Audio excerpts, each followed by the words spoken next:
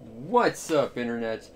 Here we are streaming on Twitch yet again, myself and my buddy Caleb, the knower of things. Hello? Again, waving to the microphone. Very effective. You'll recall that we were in a different place when we ended, but you'll also recall that we had the health of a level 1, whereas now we have the health of a level 100. I spent the better part of 3 days just grinding, but other than that, we haven't really done much in the interim. I've just moved around. I upgraded my sword a bunch, upgraded the shit out of my pyromancy, so now I've got like the crazy pyromancer glove and like the best fireball spells. The only thing you missed out on is I had to go into the sewers to get an ember, and then I accidentally fell down a hole, and then one thing led to another, and I was sort of forced to fight the boss. Oops. I did get you your crazy great axe, but I don't think we're going to get, just checking our stats, I don't think we're going to get 50 strength to wield it properly. Oh, probably not. So yeah, other than that, we rang the 2 bells, we opened up Sen's Fortress. That's where we're supposed to go next. If you don't have any problems, though, I'd like to make a quick pit stop at the Asylum to finish off some stuff there. And I should turn down my TV a little. And then we can go to Sen's Fortress and continue on. And feel free to add any extra checkpoints of stuff you want to get done in. Absolutely. I'll add them as we continue along. I know that ideally, at the very least, I'd like to be finished with, if we do bonus stuff, the Painted World and Orlando. If we can finish that today, I'll be happy. Good. That sounds like a decent, Get smashed by Ornstein a bunch. Okay, so I don't know how many people actually know you can go back to the Asylum, other than, you know, pointing out that there was a boss that was there we never fought. I know it's a little bit obscure, because to even unlock it, you have to go to, like, a certain place and then just idle the game for 30 seconds. Yeah. So, oh, it just occurred to me, too, if you want to come over and do this, like, as a regular thing, if we finish this, if we time this properly, we will be done by the time the new Gundam Breaker comes out. So we could do that. Have you seen the crazy special editions they've got out there now? No, I haven't. Okay, I have. Japan has 3, we have 2, and you can't get the special edition anymore. In Japan, there was a special music edition. Oh god, we're gonna die. There's a special music edition, which, if you're familiar with Gundam, or Gundam Versus, there was a version where you could get, like, an additional, like, 50 songs from, like, Gundam Fame or whatever. Oh, okay. There's a version like that you can only get in Japan for some reason, so I'm guessing the North American version is going to be lacking a lot of really good music. You know, Rhythm Emotion or, whatever the hell the song from the opening to 00 was that I liked so much. My cat wants outside. Could you put him out? Yeah, He will absolutely. meow at us endlessly until we do put him out there. Oh, there's that guy. We're not going to talk to him for a while yet. Because there's another guy who's less of an asshole than this guy. Oh, we should close that door if we can. Just so we can mitigate some sound. Because I know there's going to be some yelling later because people are having dinner above us. But yeah, there's a version that'll give you extra music if you want only the Japanese version. There is, and this was only available in North America as limited as 475 prints, which are all sold out. Mm-hmm. But it is literally, for an extra $50, you can get Gundam Breaker, the new one, plus a clear special edition Gunpla kit of the Gundam Age 2 Magnum, or whatever it was called, from the Gundam Build Divers anime. Which makes me think it's probably going to be tied into it in some way, shape, or form. It wouldn't surprise me. Although, you know, Gundam Breaker is basically Gundam Build Fighters of the game. Curl up into a ball. Now we just have to wait. Yeah, so we can't get special editions of Gundam because they only made 400 of them. And to be fair, speaking as someone hypocritically who has a clear Gundam coming to him, and to be fair, I bought it just because it was cheaper than buying the normal one for some reason. Thanks, Ami Ami, in your pre-owned section. I don't get why you'd want a clear Gundam kit. Like, outside of, like, IBO or, like, Master Grade, which has a visible internal frame structure, I just don't get why you'd want one. And to be honest, if I had a Gundam H2, I would paint it all white in honor of the Gundam H2's actual pilot anyway. Which is why I spent ridiculous amounts on that master grade. That is also coming. Actually, I would have bought a standard one, but I was talking to Caleb about this before we recorded this. I've got a box of Gunpla in my closet that's a custom I'm building. And I don't know if you know much about like custom painting for models or anything, because I evidently don't. But I tried painting like this one red part white, because I need it to be white, and it just turned out to be like this horrible pink. Yeah, there's some weird stuff there. We're gonna not step in the middle of the area right now. You'll notice that those guys that came out beforehand, they weren't there when we left, by the way, but go on. Yeah, model painting. I do some Warhammer stuff. I'm getting into another game called Guild Ball, which is very similar in the little miniatures that you paint. You got to be very careful, from what I've heard, with your paint choices, because they can bleed into each other. Yeah. Oh, hey, there's someone starting out. Hey, rookie. I'm marginally better than you because I grinded to be level 100. Although this is, again, Dark Souls. It's a game that no matter how strong you are dead in 2 hits, so your health doesn't matter too much. You did tank that fall, though. Yeah, I did. Oh, we're about to meet something new down here as well. Again, you can come back here and things are a little different. Because that wasn't there before. Hey, guy. I have your shield. Are you jealous? Also, you're resistant to fire, but I don't even care anymore. I want to point out that that took 4 fireballs to take out the first guy we killed. That guy took 2. Pyromancy's a little bit broken. Especially when you invest in it. Also, this wasn't here before. Well, the body might have been, but the peculiar doll on him wasn't. Nope, it was, it's one of the first little secrets that Dark Souls threw in. And this will let us unlock a really cool little extra area. The problem with that area, though, is it's a one-way trip. So, unless you're ready to go in and you, like, just accidentally stumble into it, you're kind of screwed. And unless you know what you're getting into, you may not be prepared for it even when you think you are. Where the hell did he come from?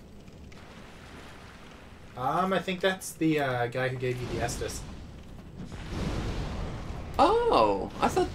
I mean, I know he's here. Yeah, that... Hey, Oscar, how you doing, buddy? Boom. You're now dead. Don't you feel silly? Yeah, you can kill Oscar, you get his badass shield. If you killed him before when he was suffering, you get nothing. He's actually kind of a tough fight, too. But I thought... When he fell past, I thought he was one of, like, the big, like, Black Knights. I'm like, where the hell did you come from? I know there's, like, 3 here, but... Speaking of, we gotta go fight the other ones. Yep. Plus 1 extra thing that'll give us, I think, a Titanite slab, which will be really good for us. But yeah, Oscar's just hanging out in here until you aggro him, which somehow we did, even though... Ow. I didn't think that came back. I'm impressed with how little it did. Again. I am level 100. Well, unless you invest in a certain set of stats, it never really seems to matter as much. It's true. It's true. Because as you've said a couple times, Dark Souls is a game where you still die in 2 hits. Every time, yep. It's not a nice game.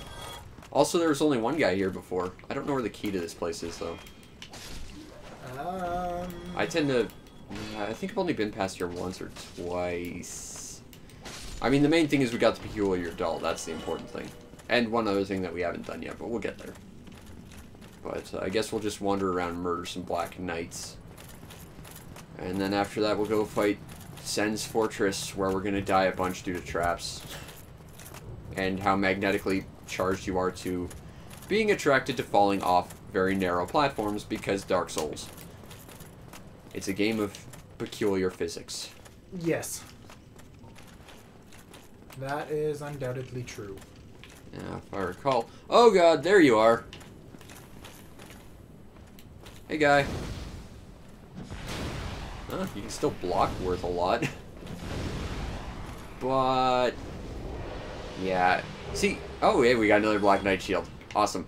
So if you join the Chaos Covenant with the White Spider Lady, you get the best pyromancy in the game, which is basically the Great Fireball, which we also have, but it also leaves a pool of lava, similar to how Quelaag fought in the previous bit. I guess the key would be with this thing.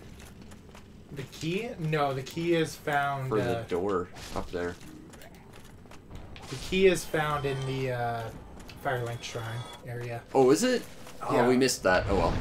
I'm sure it wasn't something terribly important. It's a ring. I can't remember what the ring does, but it's a ring that certain builds rely on. Oh, okay. Well, we'll get it later. If anyone who remembers better than us is potentially watching, then I would approve greatly of being told exactly what it does. Yes. Oh god! Remember that big thing I pointed out at the beginning of all this? It's this guy! It's also like the remake of the very first boss, except bigger. With unfortunate explosion. Yo. I forgot about the explosions. Now, fortunately, we have this nice shield that tanks pretty much all damage if I have the stamina to deal with it. And the nice thing is, with my poise ring and the fact that I have a maximum amount of stamina that you can get from leveling, we're doing kind of okay. Somewhat okay. We're gonna get killed. But this guy's still just as weak to pyromancy as the other one was when you completely max out your pyromancy. And you can just sit there in the little lava puddle and take a lot of damage. And that's nice. And hopefully this will be the last time we have to fight this guy. But we will potentially run into him one more time. If we really want to, but I don't. Especially because that time, he's this guy, except he's also completely fine with not taking damage from pyromancy. And I kind of like pyromancy, if you haven't been able to tell. Oh, I also joined the Forest Hunters and then betrayed the Forest Hunters to get a bunch of stuff. So if you want to swap weapons from anything Shiva the East had. Good to know. I also got the Flippy Ring, which with this armor we can't do anything with. Because they modified it. You used to be able to use the Flippy Ring at... yeah, there's nothing else here. You used to be able to get this ring that lets you flip ridiculously fast if you were at 50% encounter equipment load. Okay. And they modified it so now you can only use it at 25%. So originally, if you really spec'd out your character properly, you could wear Havel's armor and still be flipping around faster than someone with the fastest rolling speed. That is undoubtedly amusing. It's... I never really aimed for that. I played the game a little more numbers-wise rather than cheesing it. And there's totally nothing wrong with cheesing it. I don't want to discredit the Souls players who do that. It's just something I never really latched onto in this one particularly. 2 and what I've played at 3. I'm a little more willing to cheese it, but... Really? 3's the game where you can tank literally every boss. Except for the old master at the beginning. Yeah, well, I just love cheesing that one because there's some really fun ways to cheese it. There really are. This game, it's got a few fun ways to quick kill some bosses. I want to try and show some off. We failed horribly at Ceaseless Discharge before. Hopefully I'll be able to show that off later, but... there's a few quick kills. We might see one coming up with Sen's Fortress. You want to take over? Yeah, I'll take the run to the first few deaths of the fortress. Gonna try and go after the Titanite demons? With the pyromancy, it's very tempting. Yeah, it probably wouldn't hurt given that I maxed out my scimitar so we can just go and make the Quelaag sword. So the extra demon Titanite probably wouldn't hurt. But... Oh, yeah, saying it, I think I know where the key is, too. I think it's on that roof right there. The roof here? Yeah. I think that's it. Yeah, that would... Because I know there's something on that roof. Right. No, don't die, don't die. Oh. Also, don't talk to the lizard guy. There's another lizard guy we can talk to who's nicer. That is totally fair. Oh, also, after we finish Anne Orlando, which will probably be the start of the next episode or whatever, the game completely opens up, and I'm totally willing to let you just pick our order of doing things, but I request that we take the Four Kings first just because it lets us deal with the Dark Wraiths. I would gladly go after the Four Kings first. They were always my least favorite boss, and so getting them out of the way would be... I was about to say, also you might have to do Four Kings because I've never been able to beat them alone. And the thing is, that's not a particularly hard fight, but the perspective on it just messes with me. Yep. And the sheer amount of damage they can dish out in a single blow. But with the build currently and our tanky shield of tankiness, it is quite likely, quite even feasible, dare I say, to just take the hits head on. Yeah, it's really possible. I remember that I think when Zach and I played this last year, we were really underleveled. Like, and I was trying to be as prepared as I could, because when you play with someone, you have to be within 10 levels plus or minus 10% of their levels, so we basically just stuck to the same levels. I think that's changed for this one, which I believe is using Bloodborne and Dark Souls 3's matchmaking. I don't know how that worked. I always thought it was... You set a password. Oh, that's really cool. I remember if you wanted to play with someone specifically on the 360, it was a bitch and a half, because you had to... you couldn't be in a party with them, or it automatically knocked you offline. Yeah. So what you had to do is you had to, like, secretly private chat someone. Also, our friend Pudding Knight is gone. Also, watch out for that pressure plate. Welcome to Sen's Fortress, Trap Heaven. 3 feet from the start, there's a trap that will instantly kill you.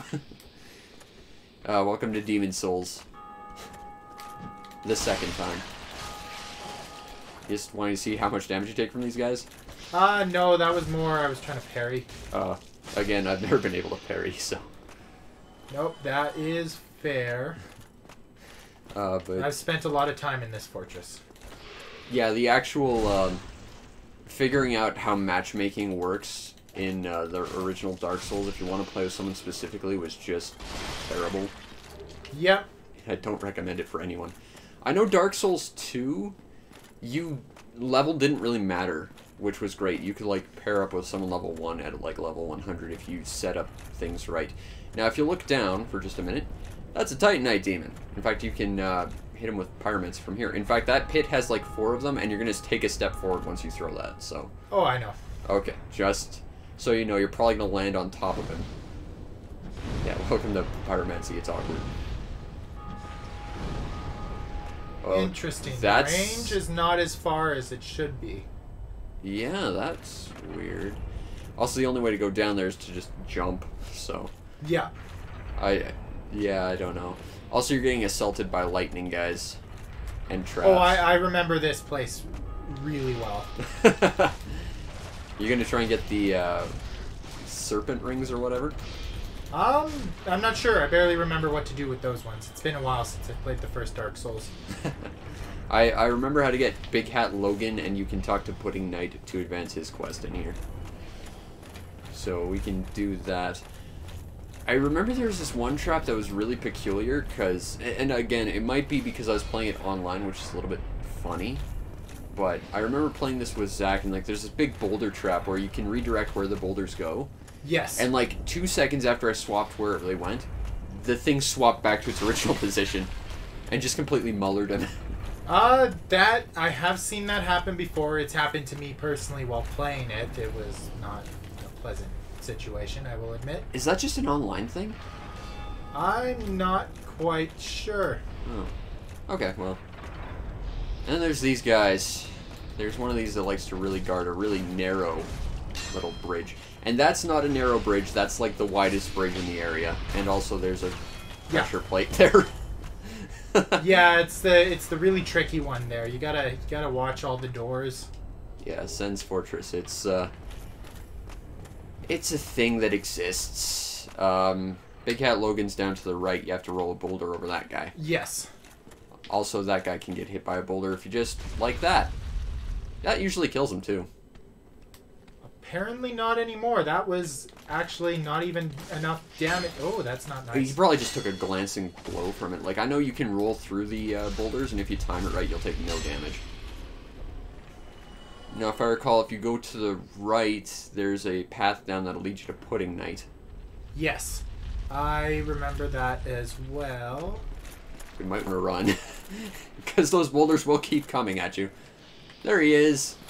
Just sitting around, contemplating how that door magically opened while he was thinking about how to open the door. So that's kind of what he does. He just sort of complains about stuff, and then you do things for him, and then he gets depressed because he never did anything. Sweet. I don't know how useful that is to us, but... For this build, not that much. For some other builds, it's great. You know what does make me sad, though, is we didn't get the Dark Moon Seance Ring. Oh. Which, that would have been towards Nito, and I can do without it, but it means I'm going to have to, like, preemptively betray a covenant, which is fine, but I'm just going to have to do it because my favorite helmet is locked behind pissing off a bunch of people. Although it will make some things a little bit tricky in the future. Do you know the quick kill for the boss on Sen's Fortress? No, I do not. I tend to get caught in a long, arduous... Okay, I'll try and show it to you then. Because there's a fantastic quick kill. It's kind of, sort of like how Pinwheel works. That guy got killed. Nice. Spared me some damage. You're going to go through that area behind him? Yes, that's the intention. I'm just waiting for the... Yeah, the camera's a little bit wonky, though. You don't want to get hit by that stupid boulder. Nope. And it's also tough timing where the boulder will kill you, at least in the original 360 version, because standing even a little bit...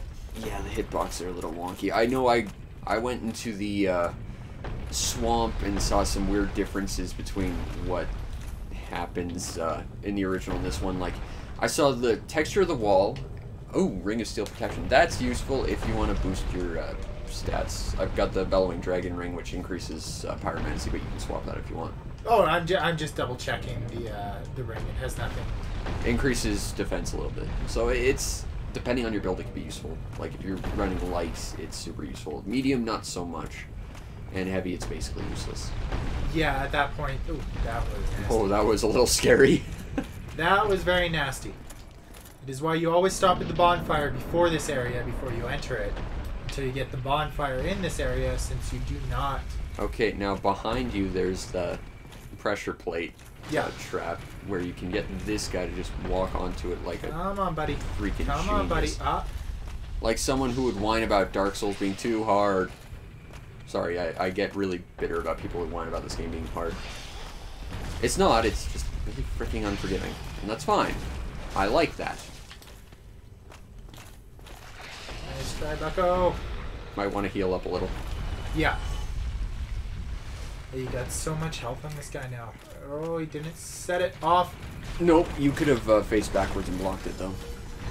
Oh, yeah, absolutely. I remember how to do some of this. Okay, now... Some of this is a relearning. You might want to go back into that little cove, because a boulder's going to run over, and then you can just run past. Go up. Yeah. And run like hell. And then you might want to play with the balls a little bit. Oh, and get mullered because you weren't fast enough. But fortunately, you're out of the way. Now, I would direct you to pointing the ball to fall in different directions, like straight down, to unlock Big Hat Logan, who will insult us a whole bunch, and I will probably buy shit from him just to murder him later.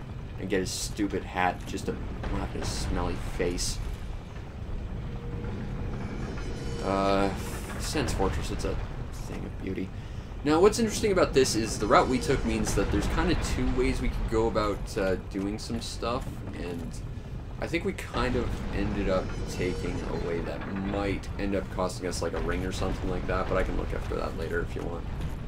Yeah, no problem. I would push it back out that way, just so that as long as this thing doesn't weirdly reset like that one time, it won't horribly murder us.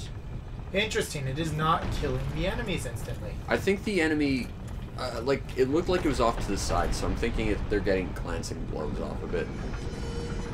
So, like, getting shot in their side or something. I would suggest pointing it out the back, that way you shouldn't have problems getting back up here. That is true. Again, unless this thing resets weirdly, I don't know why that happens.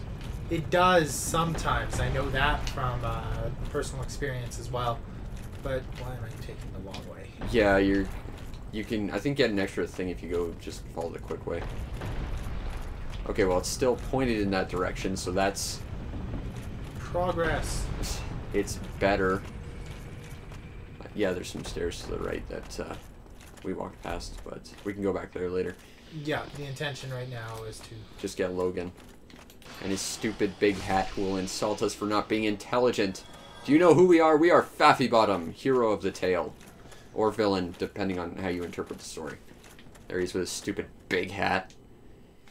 Who is the inspiration for another big-headed boss in Dark Souls 3 who is a complete pansy. You can just stab him to death like every other boss in Dark Souls 3. I think he just asks you to let him go. Yep. Oh, that was weird. But yeah, I saw some weird stuff in, like, the swamp where like, a foot away from a wall, there'd be, like, this clear texture over something. And you know that was there to hide something. There we go. Again, if you took the master key like a smart person, you can just skip that whole nonsense.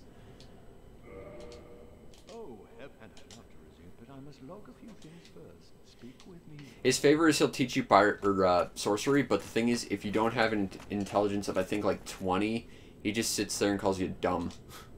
Yeah, and doesn't it is teach a you. very unpleasant... Yeah, it's not until later in the story when he kind of stops being smart that he'll just teach you stuff if you don't need it. I think that will kill you if you go that way. Oh yeah, I'm just making sure of... Also, there is a Titanite demon below you. Again, like all the other Titanite demons, they're just sitting in that swamp of tar. It's not a fun traversal, but it's pretty manageable if you're smart about it. But yeah, going back to how this is basically Demon Souls. Sen's Fortress acts... I'm just gonna pop open OBS to make sure things are working. Anyway, Sen's Fortress is designed sort of like Demon Souls, which had very little stopping point. You move the boulder, so it should be good. Oh, that's right. Yeah, it's the same one, so as long as it hasn't reset, you should be good. But Sen's Fortress is sort of like Demon Souls in the sense that it takes very long stretches without a pause, so there's no real bonfires. There's the one at the start, and then there's finish the area, and that's it. Yeah, you gotta traverse. Oh my god! It reset. I guess we're going this way now. Holy crap! Run like hell. Not the intended direction. Might want to chug another one. Oh yeah, I'm just trying to get out of the way. Ow. And well, that was cruel and unusual. Yeah, and if you go back, those boulders will actually form a bridge that you can go through an extra area and get like a ring.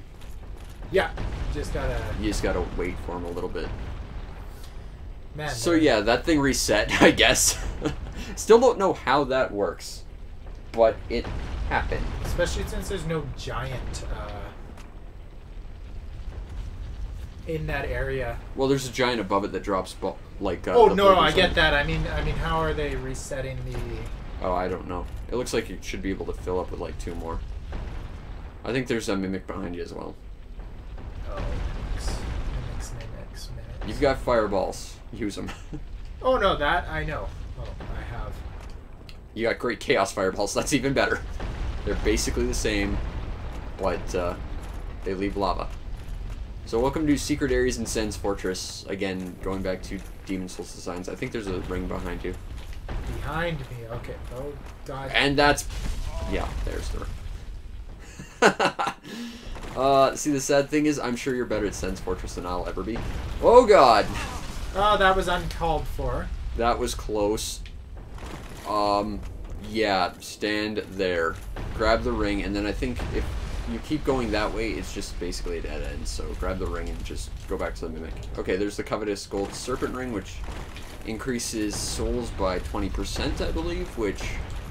there's also a ladder there. Which, I think that's where we continue, so just go after the mimics. But, notice the signs warning you of mimics.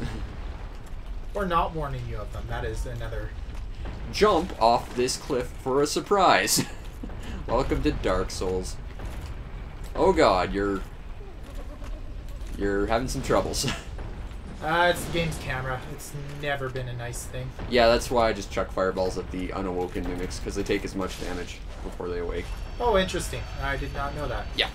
Yeah, they don't have extra, and that's the lightning spear, which... oh, I love that weapon. Do you? Well, you can use it if you like. There's a... That'll lead us out. There's also the ladder back there, depending on which way you want to go. That will also murder you if you wait too long, because there's a spike ceiling. I have no desire to retraverse this area, so I will wait for... We're going to give you a perfectly functional elevator that has a spiked ceiling. Enjoy. Dark Souls. Oh, no, I guess you're trapped. Nope, I think it is the ladder or going back up the way I came. Yeah, I think you're going to have to use the horrible elevator of doom. That was scary. Zen's Fortress, everyone. The one area, more than anywhere else in this game, that loves to mess with your... preconceived notions of how this game works. It's also a complete pain in the ass if you get invaded here. Like, people love invading here. And it's like, oh god, this is the one place I don't want to get invaded in. Yeah, and you can technically bypass all of that by going through the stairway. Well, poop. No, I think that's if you take that ladder. That shouldn't come this way, but... I do not trust... Yeah, I was going to say, let it go before we test that theory, okay? Because if nothing else, I'd like to open up this shortcut. So that, if I get destroyed trying to take out those Titanite demons or something, at least we can get to the top again with minimal issues. There's pressure plates. Yep. Now the question is, which way does it shoot from? Oh, that way, okay. Blocking that would have been a pain. It is. It always is. You kind of need to get a little acrobatic. Yeah, or just, there. set it off and jump backwards. You could have done... Okay. See, now notice it's getting a little bit thinner. It gets worse. It gets way worse. Whoa, that was scary. Yeah, I apologize for my odd weaving, but... I was like, oh my god, he's going off the thing. That wouldn't be the first time that's happened to me. Or getting, like, completely destroyed by the, guillotines. I am determined. I don't want to fight you if I don't have to. I think that's going to go straight down. Oh, yeah, that's the one. It's your way down before you get the fast travel. I don't think I've ever actually gone down there. I think I was just assumed it would instantly murder you. Which, in this game God. Oh, God, you're not in a good spot. And you've got no Estus either. Nope. I mean, that did less damage than I was expecting, but... I do have the Ring of the Evil Eye if you want to... Which, heals you a little. I think I've got a ring that increases your health. It might be the Ring of the Evil Eye, but it's one that increases your health for... This is the most pain-in-the-ass spot. It's the thinnest bridge. There's guillotines, and there's one of those lightning guys right next to you. Yep, I know where I need to go. This is far away from here for the moment. That is the worst part of Zen's Fortress, is this little bit right here. Yeah. And your shield does not block lightning damage. But you have Chaos Fireballs. You could just start throwing them. I will be prone to falling off. I believe there is a way... I also have a couple bows, if you want to. Yeah, I've got the Black Bow of Forest, because I joined up with the Forest Hunters and then betrayed them and stole all their nice things. I'm going to have to take the Pyromancy off for the moment, because... And I also bought like 600 standard arrows. Because I figured I'd have to go and take out the Helicite at some point, just because I could. Also, at level 100, it takes 60,000 souls. That is 6,000 souls in order to level up once. It's kind of awful. Okay. It took me forever to figure out what that button to enter first-ish person mode was. Yeah. I would be prone to probably just running through it, honestly, but I would not recommend you do that, because that's not the smart thing to do. No. Although, shooting the wall a bunch of times isn't exactly winning you a Mensa grade award of something. It might win you a Darwin award, but that's about it. I wonder if they still do the Darwin awards. Have you ever seen them? No. Oh, Oh god, they're kind of horrifying. It's the award for human stupidity. Okay. And I've seen a couple of them. One of them was this guy who was riding like a motorized scooter, and he was waiting in a mall for like an elevator to come back because he just missed it. Okay. And I guess he got pissed off, and it was like a glass elevator, so he just drove straight through the wall and dropped. But yeah, the Darwin Award for human stupidity was a thing. Okay. For good, you're out of my gene pool. The human race can only get better without you being in it. And it's horrible and cynical, and I love it. Okay, this is not my favorite part of this. Yeah, no. And there's a pressure plate, like, right next to it, too. So watch for your right. And oh, and your left. Shield. Okay, there you go. That is a ridiculously good shield. It is. It will save your life so many times. I think I've heard the Silver Knight shield is a little better, but... Like it wait. Ooh, don't go down there. Nope, not my intention. It's like, oh, you just got out of this? Oh, you got an arrow in the back. There's... Okay, I would suggest before we explore this part that we just go to lower the shortcuts. Which Yes. means basically just run through it so you don't get firebombed. Because you might not be able to tank that. Because there are giants throwing horrible amounts of fire at you. Yep, but there is also a bonfire right here. There's a bonfire here? Yep. Holy shit, I've been playing this game for what, like 10 years? I never knew there was a bonfire here. Yep.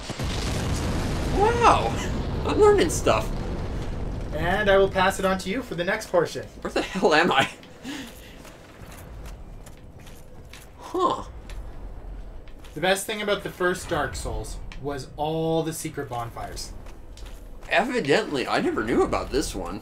Yeah, it takes you to the stairs That's... there, and then you're back to the... Okay, cool. Okay, first we need to deal with the firebomb boss, who will attack you during the boss fight if you let him, so we're gonna deal with him.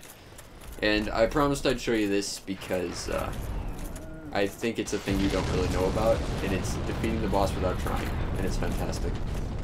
Also, there's a merchant to the left. We'll go explore him later. You have to basically jump and fall to your death. Yep. There's a guy behind us. We're going to ignore him. And this will... I'm sorry. This one, it's locked. I don't know where the key is. Shit. That's the shortcut that'll get you back to the start.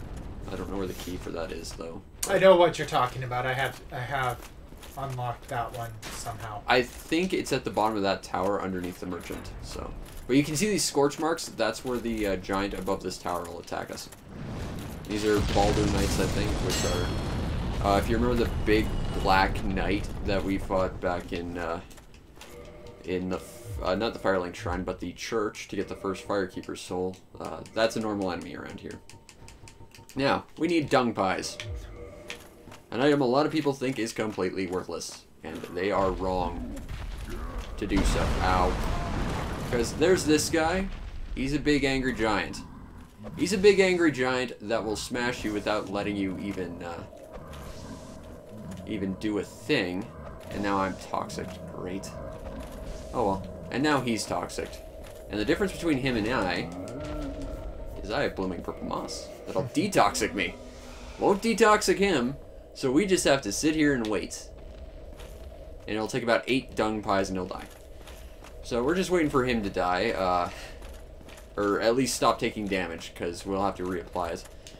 There's the Star Descents Fortress down there. Here's where we'd find Iron Tarkus, who is a complete beast of a character who just tanks the boss.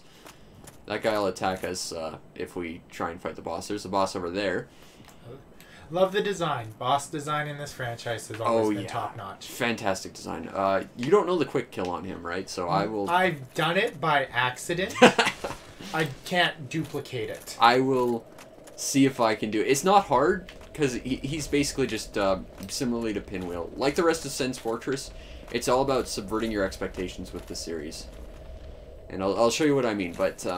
bosses in Dark Souls, you kind of expect to play strategically, you know, step back, take a look, try not to get murdered, try and understand what's happening to them as you fight them. This, along with one other boss, is just say, screw that, rush him, and you're fine.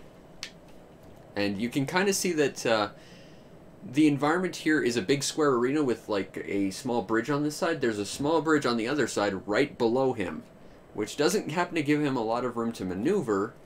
And if you were to say, oh, I don't know, knock him off balance in an area with unsure footing like that, he might just happen to fall off and die instantly. I have pulled that off before.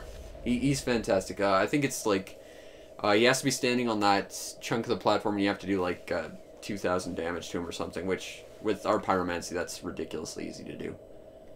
But we're just waiting for this guy.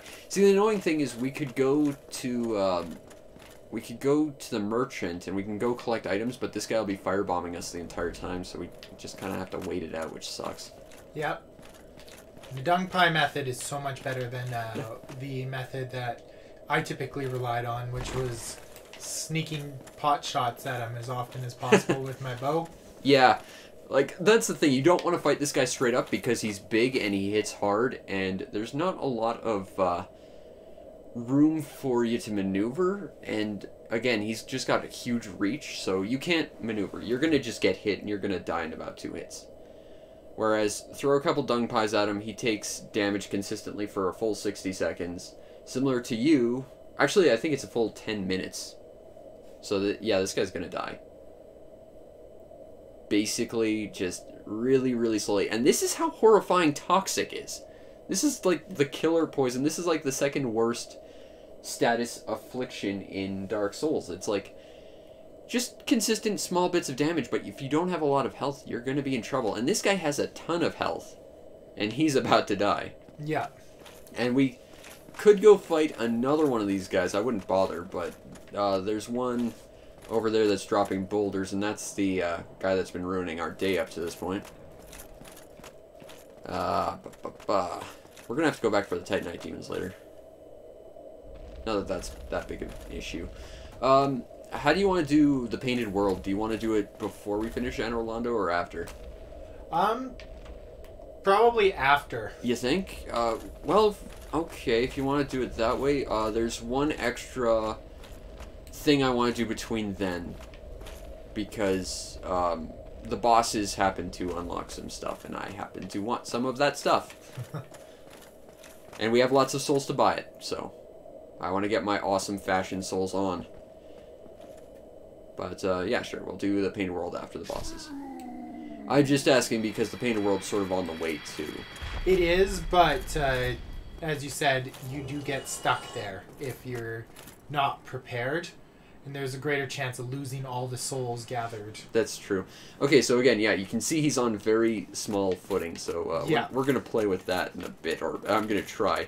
The problem is, like the other boss Pinwheel, if you happen to not know in advance that this is just a boss you can just run at, if you miss out on that opportunity, it's gone forever.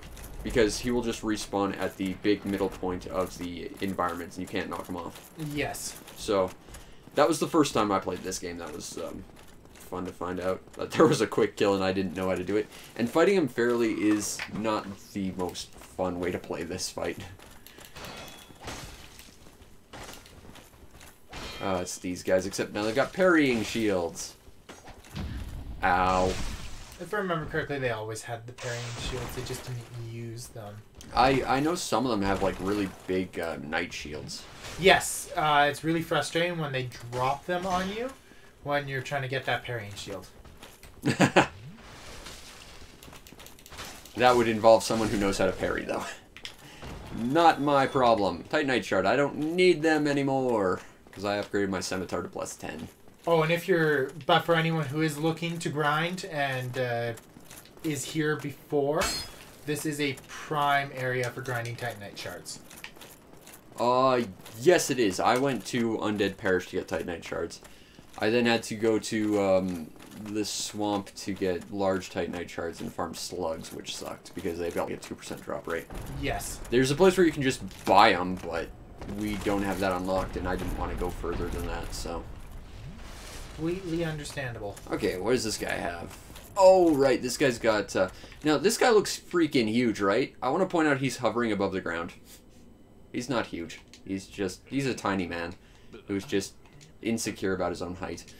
Okay, I remember large Titanite charts. I don't need them anymore. I've got a million green Titanite charts. No, thank you. Nope. We could buy Pudding Knight's armor, but no.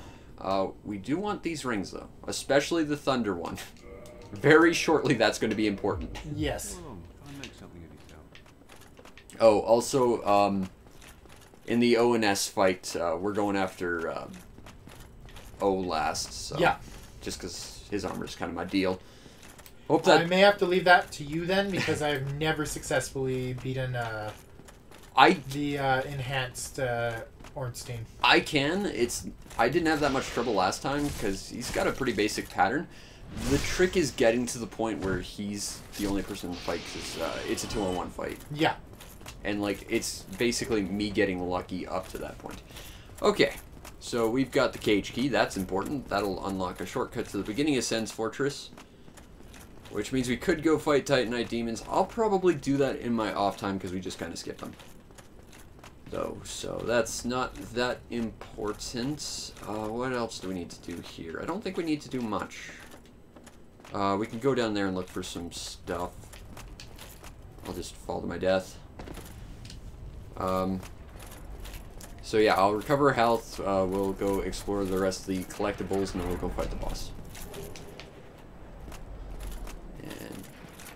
And seriously, I never knew this was here. Yep. I thought that was just a fall to your death because so many times you see signs next to like giant gaping holes in walls that say "Try jumping," and then you die when you try jumping. Yeah, but that's part of the trick of that specific. Yeah. That specific one is they want you to take them more seriously. Yeah. Like that. I guess so. Uh-oh, weapon at risk.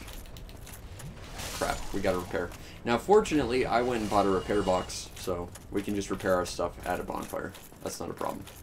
We need souls to do that, and we've got plenty, but we need to go over there, which means we need to go up, which means crap. I'm gonna have to repair my weapon first. Yeah, there's a Baldur Knight over there. I think you're a little too high. I don't think there's a way to get lower to down there. Oh, it's down there? Yeah, that's what I'm trying to go for. Oh, okay, that's what you were going after. Yeah. Sniper crossbow. I don't need it, but I'll collect it. Oh, hey, this guy's got a drop. Titanite shard. Don't need it. Okay, now I'll go, Thank you for carting around this corpse. I'm amazed this was left in. He's my bestest friend. His name is Steve Bob Magoo. That's... I have no words. Aw, and he's gone. That's sad. Giant ahead. Oh, remember to repair. Yeah, thank you. Reinforced repair. Okay, we want the scimitar plus 10. Shield. The elite. The rest of the stuff can remain broken for all I care. There's someone else wearing our armor. What a copycat. Just trying to be the cool hero on the box. Not like us. We're the actual hero of the tale. They think they're Faffy Bottom. They're not Faffy Bottom. We are. Okay, so I think we gotta go fight the Baldur Knight because he guards a drop. And we won't use our pyromancy, and I'll try not to take damage so I don't have to go heal up before the boss fight. But yeah, our Scimitar's doing ridiculous damage now. And that's why you should upgrade your weapons. And your pyromancy. Because you picked a pyromancer like a sensible human being. Okay, now we gotta go down here. I don't even know what's around here. But I know it's a... Actually, I believe this leads to a hollow that has Richard's Rapier, which is one of the best thrusting weapons. I pretty much play all my characters as some variation on a musketeer. Yeah, this is the guy. That's the Richard Rapier, which is fast and it's ridiculous. This guy we're going to use pyromancy on because he's actually tough. I forgot that this guy's here. Not very tough if you can one-shot him, though. And there's Richard's Rapier. Yeah, I tend to play more of a rogue samurai type character. That's just It makes sense to me. I don't know if these are mimics or what. There's a divine blessing. I should have hit that just in case.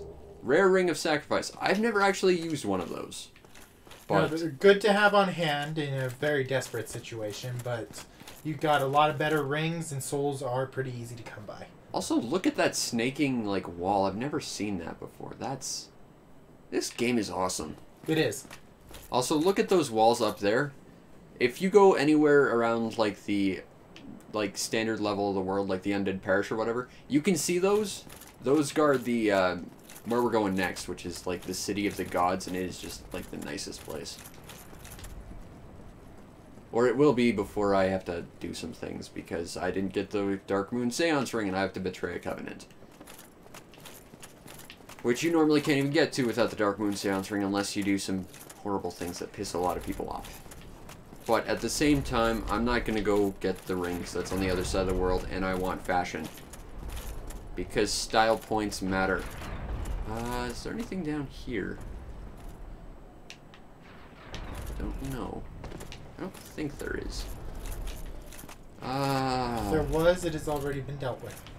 And I don't think we got anything. I guess not. I guess this is just like a little ledge you can drop to make your falls a little bit easier to deal with.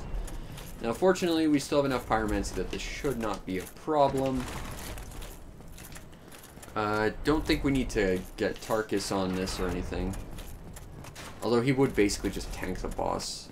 Iron Tarkus, great NPC. He will just fight the boss for you. Much better than Maneater. Oh, yeah. Okay. Cage key. Now we gotta ride down in on this first, because we just unlocked it. If we don't actually, like, activate the shortcut, it's still not a shortcut. It's just a thing that we unlocked. And looked like a fool. And we're at the first bridge. Next to this guy. I think they could have placed him a little better, but it's a good shortcut. It is. Especially if you don't know that there's a bonfire up here like me. My strategy for Sen's Fortress was always just to run to the cage and lower it. Okay. I wonder if bosses are able to get toxicked. Some are. Really? That's... Huh. Status effects are... Oh crap, that's right, this guy exists. These games have far more in common with JRPGs like the Megami Tensei franchise, where status effects play a bigger role on both ends because the bosses aren't all immune to them. Like, okay, so the plan is to avoid his initial attacks. Keep him over here. And if you do... Oh, that's a problem. That's a problem. I've generally never seen him do that. Now, the thing about this is, I might kill him before I even get a chance to quick kill him. Boop. Okay, so we didn't get him to fall off the thing, but pyromancy, it's just that good. We didn't need to. And then we get to go to this thing, which you can actually see things like this standard if there are Way of the Whites clerics around. I've never understood what that value of that is, but this is just a thing to signify that we can travel somewhere. wouldn't surprise me.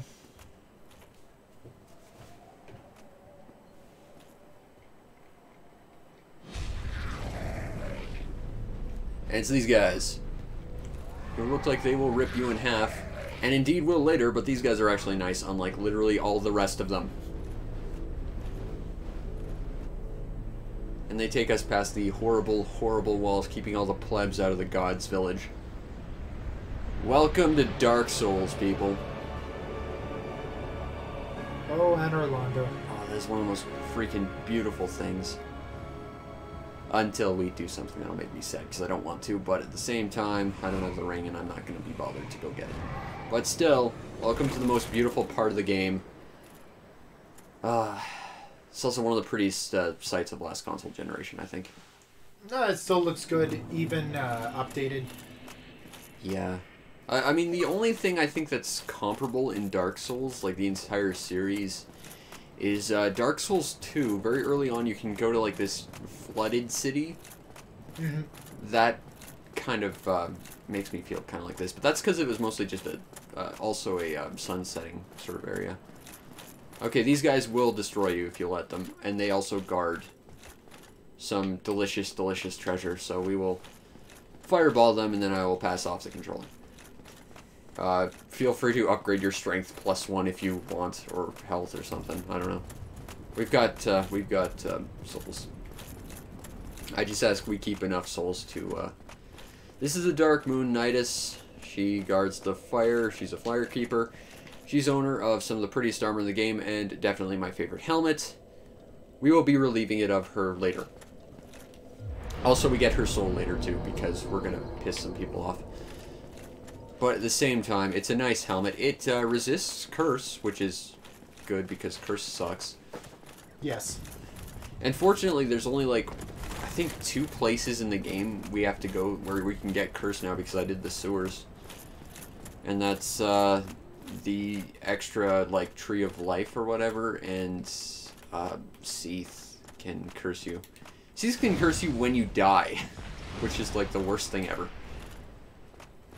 Yeah, so these guys are big. They can hit pretty hard. Fortunately, we've got enough health that we can pretty much tank them, but they can also block a lot, so they're kind of tricky. Your best bet is really just to sneak around them. Get them to use the one of their shield slams. Yeah. Because they're not really open. I don't usually play with pyromancy, so I don't have this... Yeah, pyromancy is definitely not one of the... if you're like playing for PvP, it's not one of the better... Oh, hey, look, it's a statue of one of the best characters. And the nicest armor. And also a real spear for some reason. Nope, that's just a real treasure chest. Demon Titanite, that'll be useful in about 30 seconds, I think. We gotta go to a thing and upgrade a sword. And then we get the Demon Titanite shenanigans to get a really nice sword. But, yeah, that's just... Oh, it's so pretty. Freaking love Anne Orlando. It's a wonderfully designed location. Oh, absolutely. And then this way is off to another area that we're not going to be bothered with for a while because there's a wall that literally says, go away, you have to go somewhere else first. And that's like the one point of bad design I think Dark Souls has, is it literally just has a wall that says come back later. And I think they could have probably been a little bit more creative with that. Like, you know, make a cave that just opens up when you've, you know, completed something. Don't just say come back later when you have X. I don't know. Like, I will commend Dark Souls for its design up until that point. And that's where I start to get a little negative about it.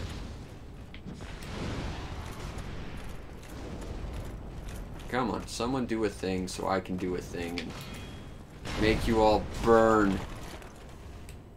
Because pyromancy's like that. Whoom. There you go. Oh, crap. Okay, now we have to actually use a sword. Ow. Okay, I fought someone in the Forest Hunters who had this armor, and he took 0 damage from anything, which is annoying. But also, as someone who uses a lot of pyromancy to do his most important attacks, you're prone to not doing a lot of damage to players who can roll. You have to kind of like manually aim it, and that's awful. Yes. You get a crazy amount of souls from these people. Okay, this one is a mimic. This one's real. And you'll notice there are actually different shades, which I didn't realize until now. But they're actually different colored chests. Well, part of that, I believe, stems from the fact that they've changed a little bit of the design. Oh, so that's something for the remaster? I would gladly be corrected if I'm wrong. I think that may be the only mimic, though, that does have that difference. Because, for the most part, people were paying attention to the chain. Huh. Really? I never thought... the chain determined whether it was a mimic or not. Really? I never looked at the chain. I just sort of smacked them all. Yeah, no, it's the easiest way. Your way is the easiest way. The chain is more... I don't really... I'm trying to think of a decent term for it. The chain is more... Almost. Your turn. All right. Thank you. Time to go die. Though so far, I must say, I'm quite impressed. We have not actually died for. Oh, just wait. The boss fight here will kill us a bunch of times. And potentially the run up to. Yeah. Which is my least favorite moment in the entire game. Really? Is the run up. Oh, yeah. With the archers. Oh, yeah. Those guys suck. I will say this fight is probably my favorite point in the game. And it's probably my favorite fight in the entire series. It's completely hard, but it also... It makes sense. This guy is the first real boss. I think you can actually cut his tail off here, too. Yes. Huh. Neat. I mean, we don't need to now, but... Also, this guy's got gold armor. The other one had silver armor. Okay. And no drops. Too bad. Oh, well. Where are you going? I am doing my usual random runabout. It's like, is there a route that way that I don't know about? What's going on? I think there's a chest under the elevator as well. Yes, if I remember correctly, there is. But you gotta be smart. I don't know. There's so much about this game I don't remember. But at the same time, it's like, it's fun to rediscover.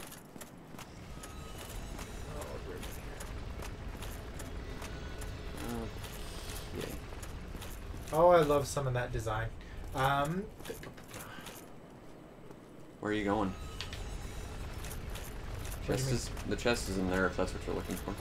Oh, that? Yeah, no, I know the vague. Or there was a chest in here, I was pretty sure. I guess not. Okay. No, the vague location. It's more a... Well, we just walked in the circle. Yes, it's always very interesting how many of those there are. That's where you need to go next. Yep. Welcome to traversing very narrow walkways and being magnetically pulled to fall off because Dark Souls. But it's very pretty, so you don't complain. That was close. Yeah, that could have ended very, very badly. And these guys have, I think their swords are like supposedly really, really good for countering. They are. These guys are one of the best equipped enemies for counter combat. Yeah.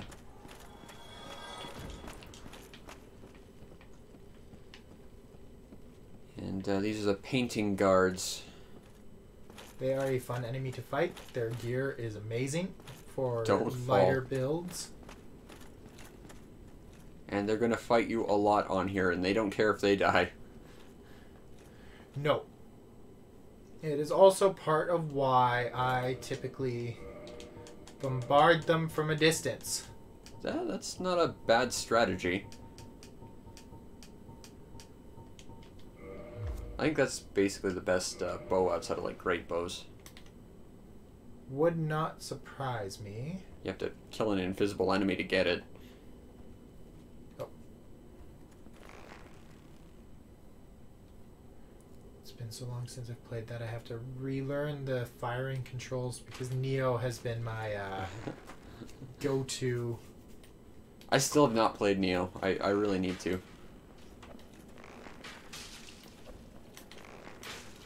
But I also still need to... Shit. Splat? I still need to play Ni no Kuni 2 as well. Because I bought that at launch and I still haven't played it. I'm a little bit sad about that too because I freaking love Ni no Kuni. Ni no Kuni's awesome. The original's a great game. It's weird though because that was an expansion of a DS game, and if I understand like how it expanded, the DS game seems kind of unfinished because it cuts off like the entire conclusion of what happened in the plot.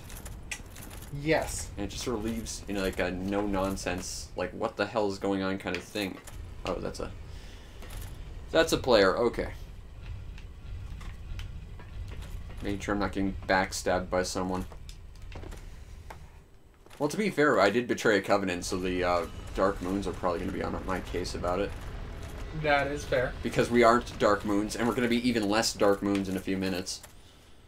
Because I don't have the Dark Moon Seance Ring, and I want the brass armor. Ooh. Whoa there, camera. Let's not get too hasty there, camera. Also, Dark Souls is one of the few games with quality armor design. The only other game I actually give that claim to would be Final Fantasy XIV, which has utterly fantastic armor design. And are you not a fan of metal bikinis in your games? I am a fan of anime that use that, but I am not a fan of it in game. No. Have you played Kingdom Come Deliverance? No, I really want to though. I have a copy. We could play it later if you want. It's janky, but it's not a bad game. What's that notice always blue? I thought it was yellow. Which? The retrieval. I thought it was green. There's blue there. Must be the coloring here. Again, I have noticed some of the same HD remaster problems that have plagued films such as Fellowship of the Ring.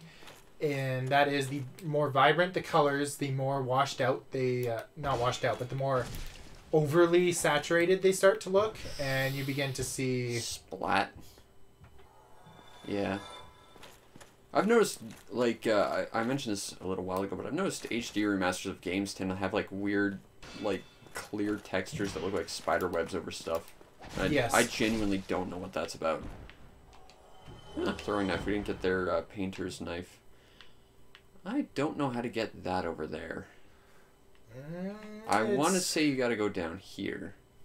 There is a method. I just cannot remember the method. The question is, would that drop kill me? Let's find out.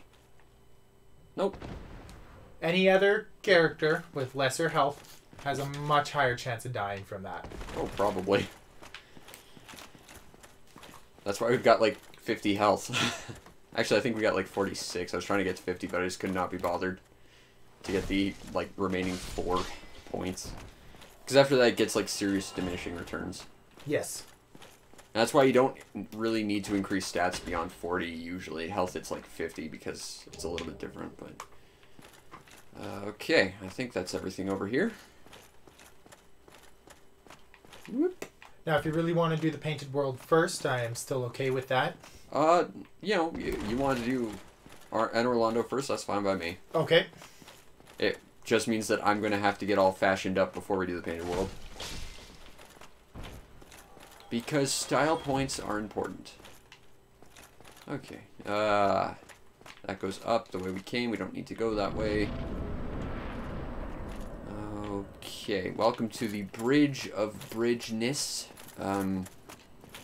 This lowers that so we can skip that entire rigmarole, which is nice. And we can push it another way to go see a Covenant if we had the Dark Moon Seance Ring, which we don't. But fear not, there's a way around it if you don't mind pissing off a bunch of people, which... Again, I'm going to just for the sake of fashion, because style points are important to me. There's a reason these games are frequently referred to as fashion souls. Yeah, it's true. It's true. I think there's another gargoyle that hangs out around here. There he is. Oh, that's not good. Ah, crap. Okay, yeah, you took off pyromancy. Yeah, sorry, I forgot to swap that. Oh, no, it's okay. I just kind of caught me off guard. Should be okay. These guys don't respawn either, too. So it's like, you get these 2 guys plus the boss at the beginning, and those are your chances to get the tail of this guy. Like, even the second boss that shows up during the first boss fight does not have a tail. Nope. So. Oh, the Gargoyle's Halberd. That is my favorite piece of gear. Can we equip it? Because if we can, that'll be a thing for you, I guess. Gargoyle's Shield. I wish there was a better way to sort this. Halberds. Toggle display. Yes, we can. It's functionally a lot less powerful than my scimitar because of how I've set it up, but you can equip it if you want. You may want to re-equip your pyromancy, though, well. Oh, thank you. I am such a freaking scatterbrain. The claw. The claw. Pyromancy Flame +5. Ascended. Okay. Welcome to one of the worst parts of Dark Souls 3. This part where you have to grind against enemies that drop 1% stuff. If you want to, like, 100% that game. Which is why I've never 100% that game. Screw these Silver Knights in that game. Although, if we could get a Silver Knight shield, that would make me happy. Whoosh. Because pyromancy. Whoosh. Oh. I've got some pyromancy for you, too. And now we come to one of the more difficult parts. Difficult is putting it gently. Because over in that big direction, there's about 3 snipers with really, really big bows firing tent pegs at us. It is a royal pain in the arse. And we're just going to probably run past most of them, except for one who will absolutely be in our way. Now, again, we've got a very nice shield that kind of negates a lot of the problem, but... And the poise ring. This is why you always want to get that ring. That's true. The poise ring is just typically good. Goodbye. I really could have used that shield of yours, because mine is great. Yours is marginally lighter, though. And functionally better in everything except for fire defense. Do you know the shortcut around here? I vaguely remember it. I will show you the shortcut, because I like this. It means we have to avoid Pudding Knight, but I can go talk to him later. Here's our old buddy Solaire. What's up? Oh, you? Yes, I've been summoning. I summoned you a few times. I summoned you to fight the boss of the sewers, and you died immediately. You really are. As he does. Yeah. Easiest boss in the game. I just had to summon him just to make it a little harder, and... Well, it made things a little harder, I guess. Now, again, off-screen I might be, like, farming these guys just for their better shield, because their shield is basically identical to the Black Knight shield, except it's better in every way and lighter, except for fire resistance. I don't know what killed him there, for what it's worth. Oh, there's a Demon Titanite demon over here, too. Now, let's see. Do I remember how to do this?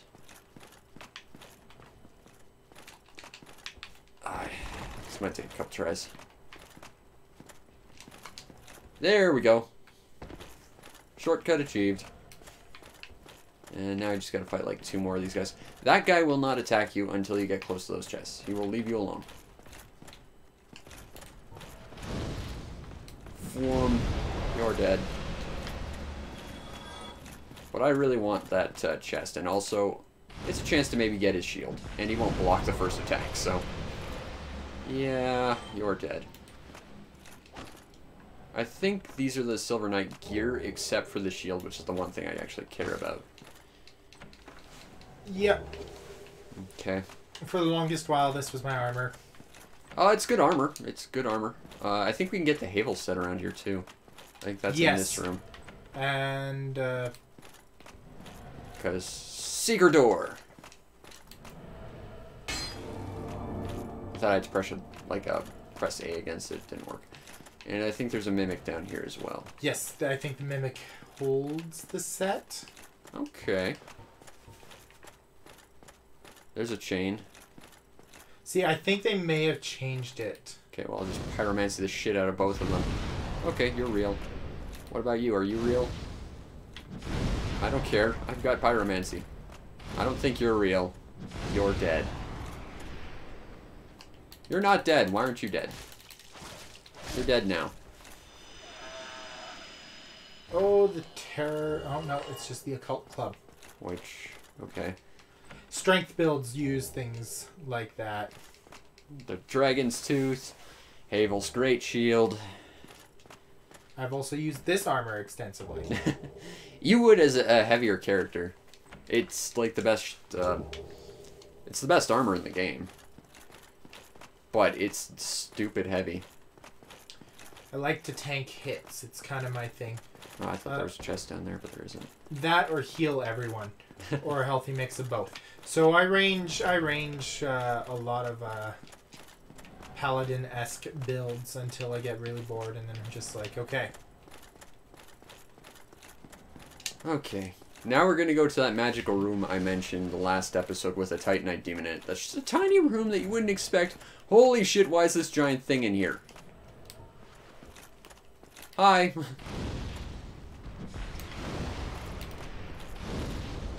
And of course, because we were leaving lava trails where he's standing, he's basically just going to die.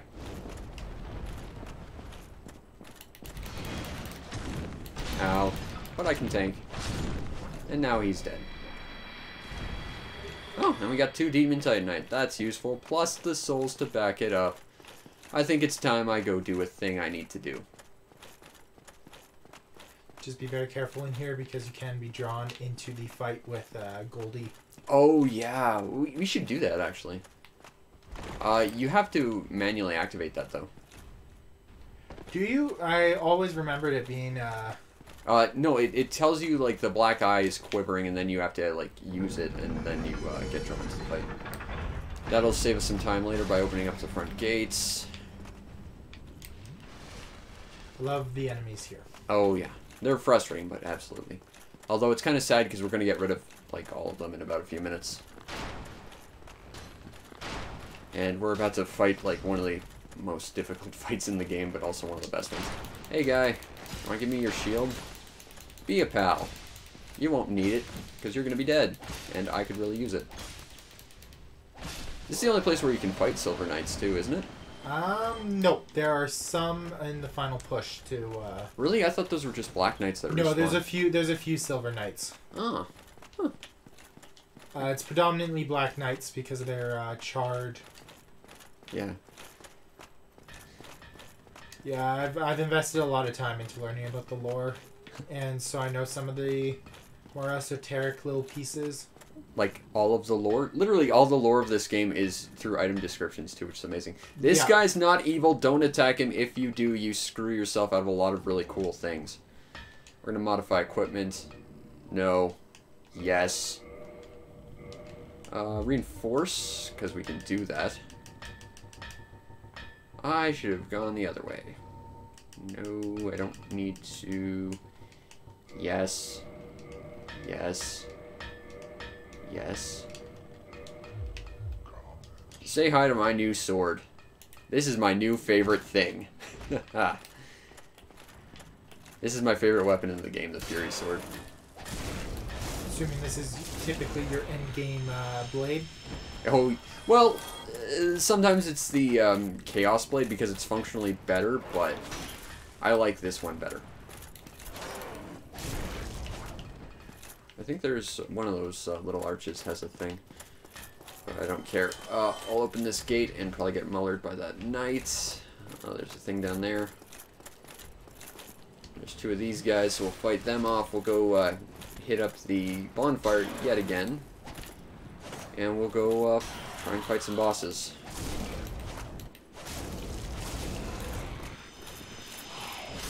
Ow. Lightning damage, the hardest one to find a weapon or a shield to defend against. Oh, that's right. We got the lightning damage ring, too, which we need for the next fight. I'm going to equip that now. I hope you're not upset about that. But I feel it's important we get that now. Titanite chunk. I don't need it anymore. Nope, just need the demons to... Give me some Titanite to buff my weapon. Yep. A silver shield and my endgame armor, and I'm good. Although that said, again, I've never played Artorias, and I guess we could do that too. We will definitely want to. It is tough, it is wonderful, and it has some really cool boss fights. Yeah, I've heard fighting Artorias himself is fantastic, and I like his armor, but I've never actually played Artorias of the Abyss. That was actually part of the reason why I bought this remaster, even though I'm running like on an Xbox One instead of a One X, because I'm losing out on apparently 90% of why you should own this, but it's DLC I've never played. Plus, it's a game I love. Plus, Blighttown actually runs at a decent frame rate, which I'm kind of shocked about. I will say, to their credit, they did make 3 run very smoothly. Yes, that's true. So it's to no surprise. That said, are you expecting to see anything new from Software at E3 this year? Everyone seems to be expecting their next game announcement. Honestly, I don't pay attention to E3 at all. I imagine Nintendo's going to talk about Metroid Prime because I think they have to. I would imagine Bethesda's going to harp on about their new Fallout game, which is an online game for some reason, as I understand it, which makes me cringe. I played ESO for about 2 days. When? About 2 months ago. Okay. It was recent. Just wanted to double check on that front. Oh yeah, it wasn't like an early build or anything. This is recent stuff. It's like... Because the game is many people's go-to MMO nowadays. I play PSO 2 mostly, but again, I haven't played that game in a while. That was our channel support Discord game, but only one person ever played it with me. They changed the sign-up to get in. Did they? Yeah, to the Japanese PSN. They have a lot more requirements than what the old guides covered. Oh, that sucks. I guess it's good I signed up before I went to college with you. That was pretty much my entire summer, other than building my own console, the Neptune. That was just that and PSO2. Tried to get into the PC version of PSO2, but it was... Okay, we're about to fight the most scary fight in the game. And also the most rewarding if we can beat it. So, these guys might look a little familiar if you're familiar with the thumbnail art on the YouTube channel of this. Because they're on it. And they're also my favorite fight in the game. This is Ornstein. He's probably my favorite character in this series. This is by Sma, who's exists. I could care less. This is a 2-on-1 fight, though. And like any good 2-on-1 fight, if you kill one, the other gets a lot more powerful. Now, your go-to thought process should be, okay, well, I'll just adequately lower both of their healths and then get a quick kill on the other. Except when you kill one, the other heals fully. So you can't do that. Now, ideally, you want to kill Ornstein first, because all that happens to Sma is he gets some electrical power to his standard attacks. Whereas Ornstein grows to be about 50 feet tall and gets even more ridiculous, and he's stupid fast already. But at the same time, your drops actually change depending on who you kill first. Mm-hmm. And I really want to get a thing from a merchant who will sell you boss armor. I want Ornstein's armor, which requires me to kill him last. So we have to fight this game in sort of the awkward, non-optimal way. Royal pain in the arse. It's... Well, that's the thing. If you can catch Ornstein behind Sma and just get him sort of trapped there, it's not that bad. Uh-oh, I'm out of that pyromancy. But if you just kind of circle him around counterclockwise, he's not too bad. I have heard that. Okay, now things get a little scary. Although it did just save me from getting hit. Although it is funny to see what happens if you kill Ornstein first, because he just lays on the ground, and then he tries to get up, and Sma just smashes him with his hammer. Whereas this guy, he's just sort of, like, respectfully puts his hand on his buddy, and then grows ridiculously big. Also, I believe he has an attack that is completely unblockable and can instant kill you. So, yeah, he's kind of really, really big now. Ow, that was not ideal. But if we can catch him in a combo, like that, it'll give me a chance to heal. And like that. And I missed. But I've got the Fury Sword, so I got this.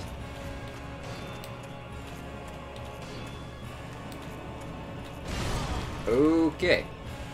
Now, if you're wondering why we equipped the Lightning Ring, it's because of this guy, because most of his damage is lightning. He's got, like, lightning magic and stuff. That's a scary attack. We're going to try and peg him on the other side of that. I'm out of Estus. Okay, new plan. Oh, crap. I don't like how that camera's moving. Okay. So, welcome to Dark Souls. Using humanity heals you instantly, and it heals you faster than Estus. Which is good. Ow. Now, ideally, we wouldn't let that happen.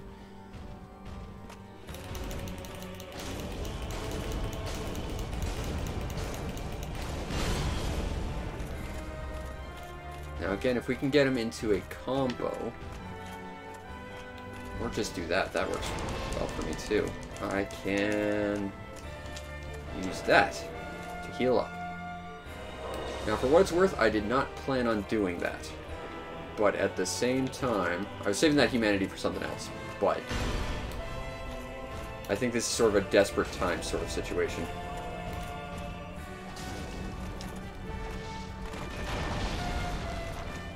I think that move is constant between Ornstein and Small. Like, when they upgrade, they both have that, like, butt drop attack. Yes. Oh, and that's his unblockable. Oh, that's not good. That's ridiculously bad. Actually, that could have been worse. I take it back. At a lower HP count, you die immediately from that. And for those of you wondering why I invested almost 50 points of levels worth into healing, that's why.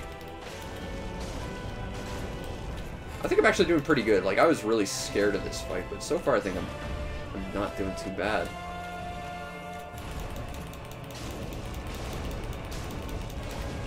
I don't want to get too cocky, though, because this guy can really wreck your day. Because as I said, this fight can go one of two ways. You can either kill Ornstein or Sma first, and if you kill Sma first, things get really bad really quick.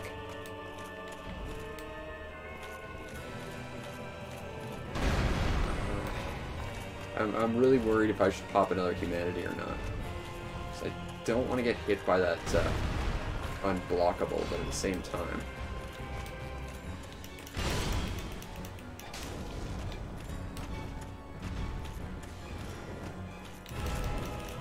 But if I stick to his legs, I should be okay, I think. Ow, until he does that. Okay. So the plan is not to get murdered by this guy.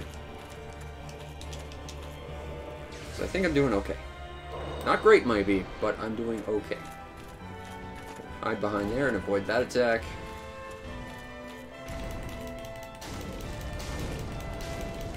That's how you freaking do that, people. Soul of Ornstein. And if you took Sma, you get Soul of Sma, but we don't want that. And the Leo Ring, which is good if you use stabby weapons, like Ornstein.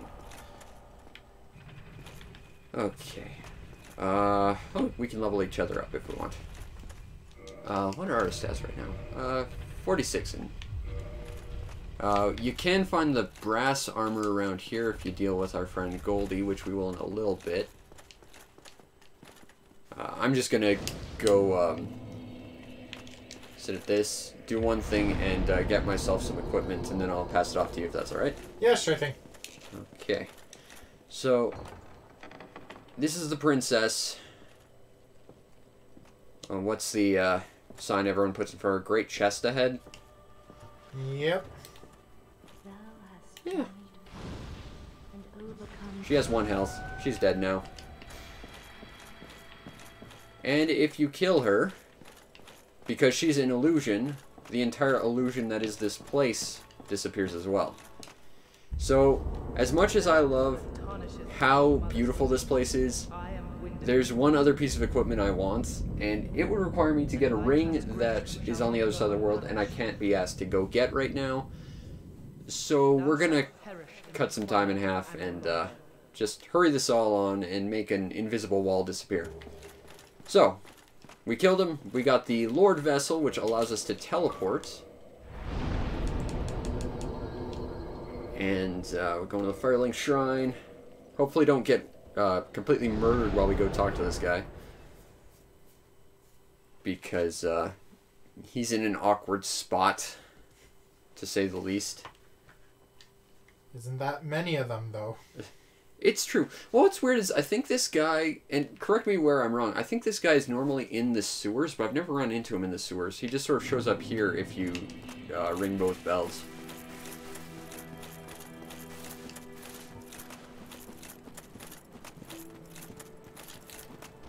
You're dead. You will learn to fear my awesome flamey sword. Also, Also, they brought the Chaos Blade and a lot of other weapons in this game back. They never brought back the Fury Sword, which is still the coolest weapon in the series. Okay, there's this guy. I think he's in the sewers, but I never ran into him in the sewers. He'll sell you boss stuff, depending on what bosses you kill. Yes. Case in point, also he sells you the Master Key, but again, sensible human beings have this from the start. He also sell you crystal stuff, which is really powerful, but you can't repair and breaks permanently. You can buy his crap, or you can buy stuff from bosses you've killed. So if we killed Small last, we'd get his armor. But no one wants his armor because it's big, it's heavy, and it's ugly as all hell looking. So we're going to just change some stuff out here. Ornstein's armor, Ornstein's gauntlets, and Ornstein's leggings. And we don't need that anymore. We will swap to, I guess, the pyromancy ring for the moment. We don't have the plume at the back of our helmet like Ornstein had. A lot of people complain about that. I complain that it makes you look like a giraffe because it makes your neck look super long. Which is why I don't wear this helmet with this armor usually. I don't want to be Giraffe Man. But yeah, we dispelled the illusion, so now we have to go kill the illusion master. And, oh, we should go fight, Firekeeper absent, right? Yeah, we gotta go fight Goldie. Shit. Yeah, we gotta go fight Goldie before we can sit at the bonfire and teleport back. That is one problem. When you kill the Firekeeper, you can't, teleport to the bonfires. I forgot about that. But that's such a minor thing. At this point. But you can teleport to them, you just can't use them. Yeah, you can't teleport from them. Because you can't sit at them. Which is annoying. I like that armor. The armor itself is quite outstanding in design. Stat-wise, it's pretty good too, aside from the fact you can't upgrade it. And, well, again, if you're interested in the head plumage, I guess that could be a downside too. But it's just it's the best armor for lightning defense. Because the guy who uses it is basically made of lightning. Yes, he is a professional dragon slayer. Unless you believe Dark Souls 2, in which case he was a dark user, and you can't get his armor. Okay, warp to Chamber of the Princess. And I will let you level up, and then if you want to go take on Goldie and the other guy, alrighty, we can then go to the Painted World. Oh, plus we get a Firekeeper soul from the Dark Moon lady. I'm going to reverse Halloween and Kindle just for the... You're gonna go piss off some Dark Moon people because we killed their goddess? Suddenly he remembers that's a thing. Oops. Alright. Can I Kindle again? Nope. Do not have the secret right, so... No, we've not... not fought the meanest things that ever came. Are you not gonna level? I wasn't really all that inclined, but let's see what we can get. I would suggest you either throw it into like strength if you really want to use strength weapons, or more vitality. Yeah, let's... I mean, I don't care at this point. My character's basically made how I kind of envision him, but... We're gonna go get the best ring ever made. Okay, that's how that functions. Yes. It's a big, flamey fwoosh sword, and it's awesome. Also, by destroying the illusion of this place, not only does it look a lot more depressing, but also 90% of the enemies here disappear. Because they're all part of the illusion. Instead are replaced with more... I think there's these two knights and the Dark Moon Knightess, and that's it. Uh-oh. Yeah, that's a problem. Run away. So that message goes away. Yeah, it's just a Balder Knight and some other person. You might want to lock on it. I had been, and then it all of a sudden left me. Yeah. Thanks, Dark Souls messaging system. I'm glad you went home, Semiramis. Yeah, we were...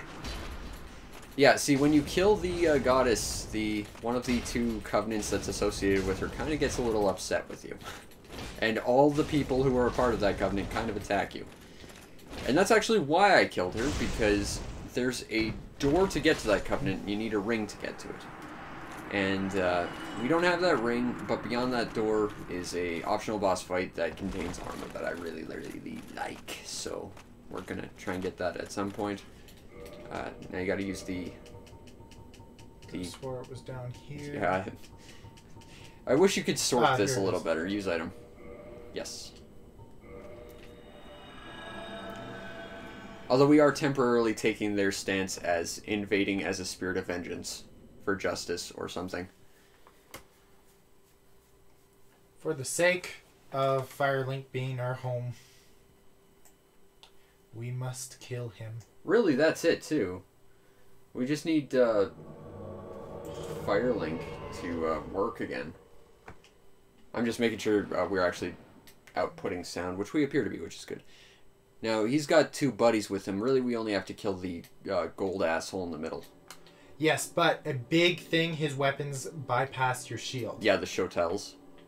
Yeah. Which is why it's really, really good to use Pyromancy on him. Whoosh. Oh, that almost killed him. Remember, you've got that second set of Pyromancy as well. Yeah, I noticed you can roll through spells for some reason. That seems weird to me. Dodge that, asshole. Souvenir of reprisal. Don't care. Not joining that covenant. I kind of already pissed them off enough, thank you. But we did get the best ring in the game, and that's the important thing. Yep. And this ring has some restrictions. Yes, the Ring of Favor and Protection. It increases your health, your equip load, and your stamina, but if you ever remove it, it gets destroyed permanently. Yep.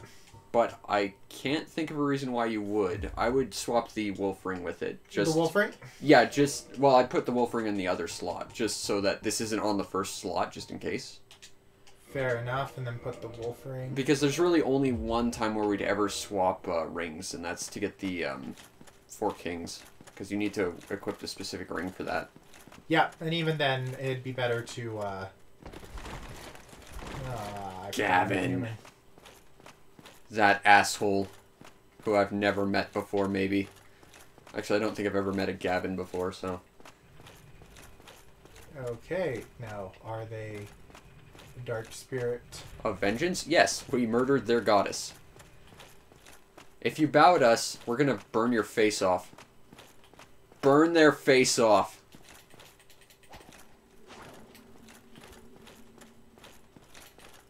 Well, I meant with pyromancy. Oh, I know, but I'm nearly out. It restored. Oh. Fluff. Yeah, you broke your lock. Why won't you lock onto the Because you're not facing them. I do not like that. I like that they're just standing there trying to figure out what the hell we're on about.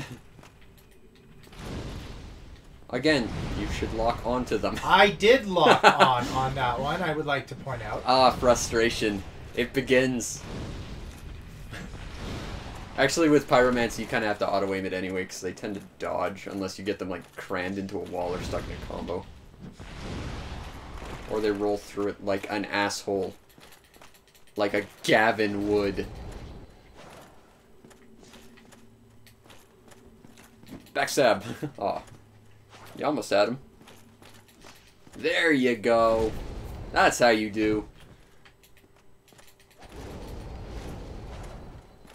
And you just gotta make sure he doesn't heal up and you're fine.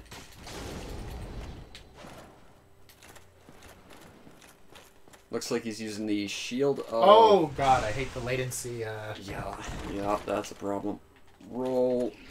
Okay. He's gonna backstab you. Yep.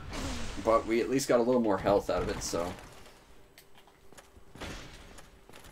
I'd suggest just charging him with your sword.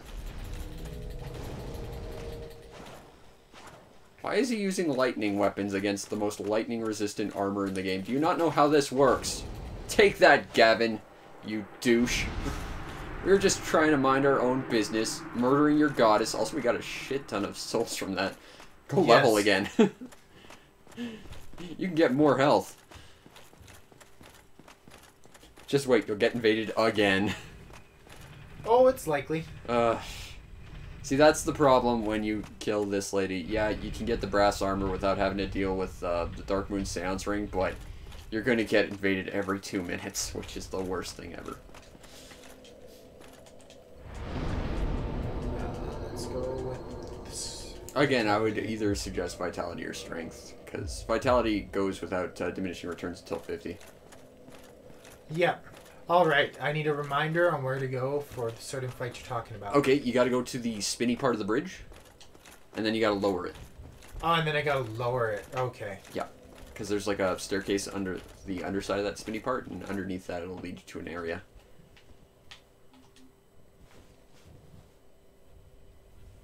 Mr. checking his phone.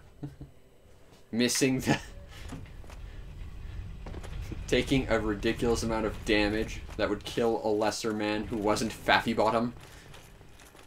I gotta make sure Toronto's winning at FIFA, because unlike Zach, I actually like soccer. I find it fascinating how horrible the people who run FIFA are, but that's about it. Oh yeah, that is a totally fair assessment. I just like the sport itself. Well, that's the thing. When I was a kid, my parents tried to stick me into soccer for about 7 years straight, and I hated every moment of it. And that's why I took up swordsmanship instead. It was something I actually liked and was practical. Helped me defend myself when I was a kid and when I had all those bullies and stuff. Yeah, that makes sense.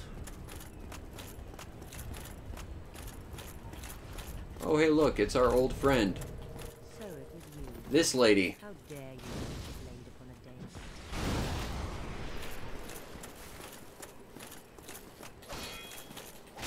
You're dead. Also, we get to upgrade our Estus Flask with your soul. Uh-huh. Heck, we could use the other Firekeeper's soul to do that too. I wouldn't suggest we do that, but...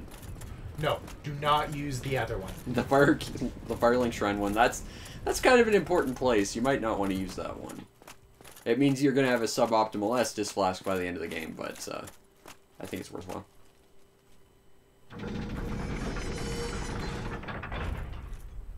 And then you just go down to the bottom of the stairs. And that should take you to where you need to go, I believe. Alright. It's been so long since I did this fight. Yeah, it's been a while for me, too. You can do this fight in Dark Souls 3, though. Kind of. In a very loose sense of the term. Okay, there's a bonfire here. You'll notice this long hallway in front of us. If we didn't have the Darkmoon Seance Ring, or we didn't murder the goddess chick, there'd be a giant statue here. Yeah. And they tell you to come back with the Darkmoon Seance Ring, and I can't be bothered, so...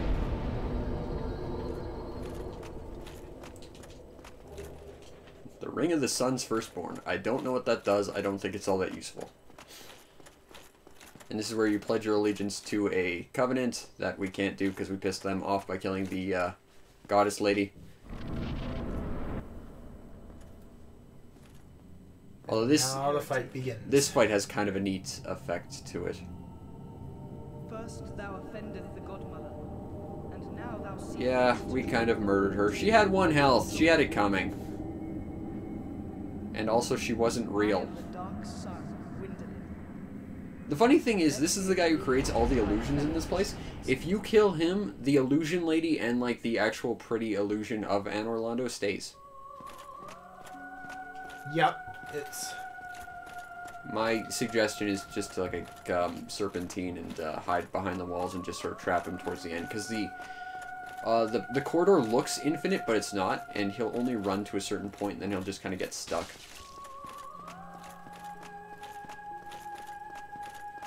So it's just sort of a matter of pushing him, because he's...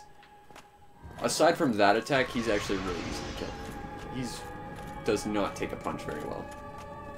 No. It's that move that's the scary one, though. But once you push him back, he basically just sits there and tries to do these attacks, but he realizes, oh crap, you're literally on top of me. There's not much I can do about that. I would suggest Great Chaos Fireball, but that's me. Because he's kind of stuck in one place, so the lava will kind of take him out. Oh, yeah, that part's a little scary too. Fortunately, we've got a decent shield. So all we really have to worry about is the magic damage.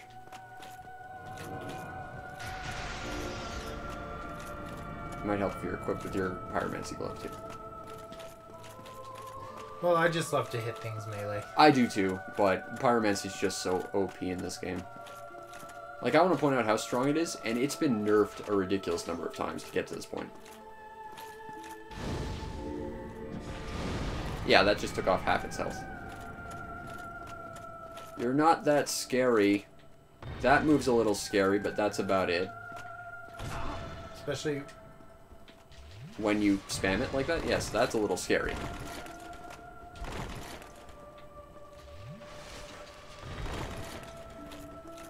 That move's less scary.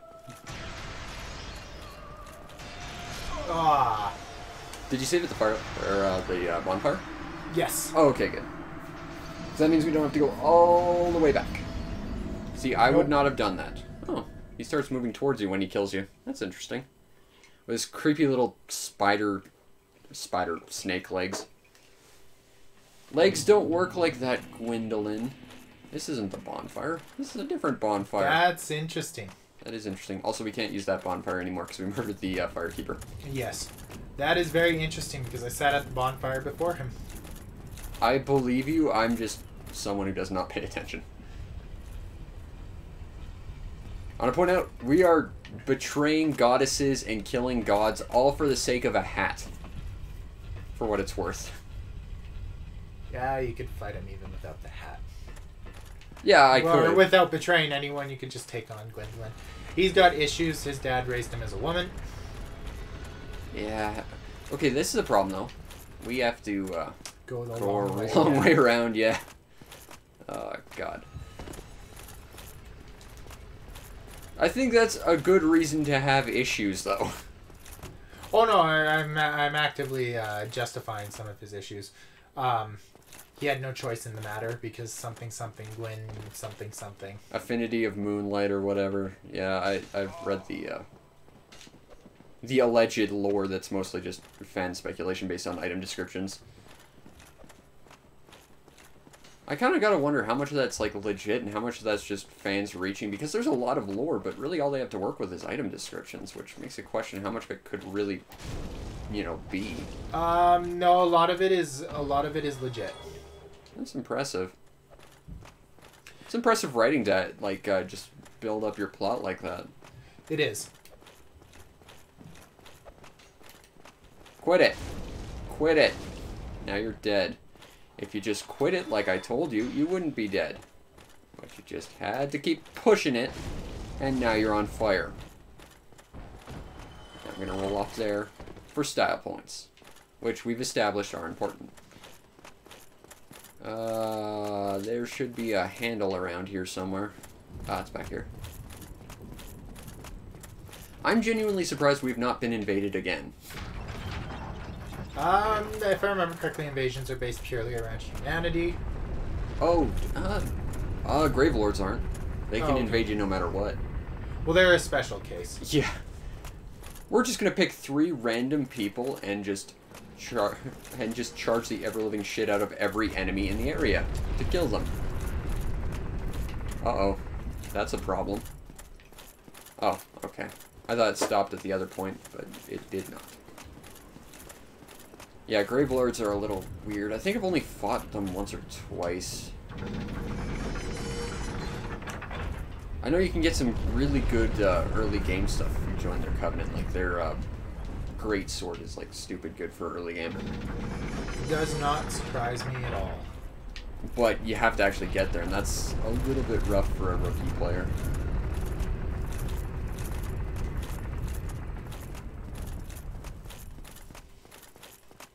I'm just gonna run spot for a little while for style. But, yeah, pyromancy's legit. You can basically just sit here and have him try and chuck spells at you while you hit him with one, and it takes off like 70% of his health. That person's naked mostly just to wear the cable helmet because it's so heavy. We can at least wear a full suit of armor and still medium roll because we know what we're doing. Yes. Okay, we don't need to see that again. Interestingly, he's one of the few bosses where that does happen. Yeah, because after that you normally just start the fight. You don't have to watch the cutscene again. Ooh.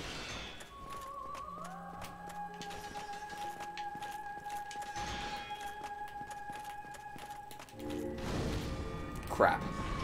Timed that wrong. Would not let me lock onto him either. Yeah, that's what I was noticing. I do not like that spell. I don't either. It would have been beneficial to us to equip, it's the magic defense ring. But as long as we serpentine, it's not too bad. No, it's just this shield cannot handle magic. It's true. That's kind of why I was trying to get the Silver Knight shield instead. There we go. He's dead. Oh, heretic, swathed in dark. An I think we get eternal curse upon thee. his outfit as well for killing him. Not that I really have any personal need for it, but whoosh. And then suddenly it's back to normal. That's a neat effect. I've seen a bunch of games who do that. Oh. And we recovered our souls. Our very paltry souls. And we should get some souls for murdering him. There we go. Less paltry. Was one of these a mimic, though? I remember there being a couple chests in here, and I think one of them might have been a mimic. This one isn't. And that's what I wanted. Goodbye, Ornstein's helm. Hello, Brass Helm. And now we're pretty much kitted out for the rest of the game.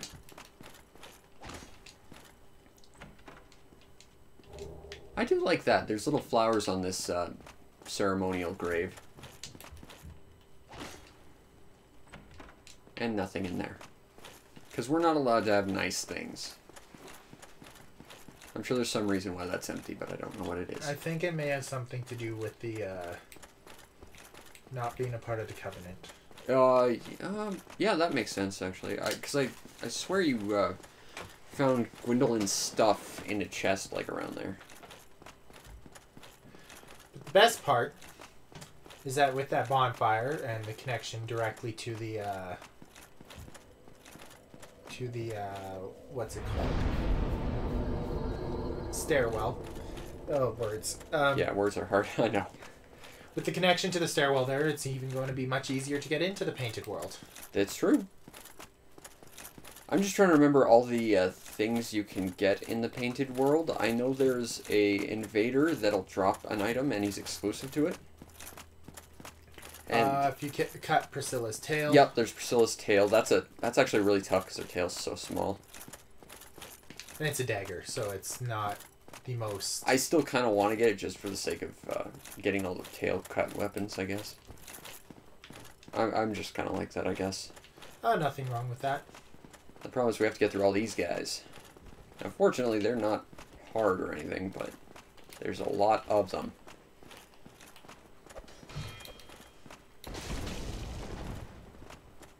Yeah, I think the fact that we betrayed the Dark Moons is, like, affecting our lock-on or something. I think there was, like, a spell like that, where if you betray the Dark Moons or something, they have a spell that reduces your lock-on distance or something. And it might just be a matter of affecting the whole area. Because this is kind of their turf or whatever. How many of these have I killed at this point and I still haven't gotten their knife? Oh, it is the rarest drop. Is it? Yes. Huh. Oh, this is not exactly going well for me.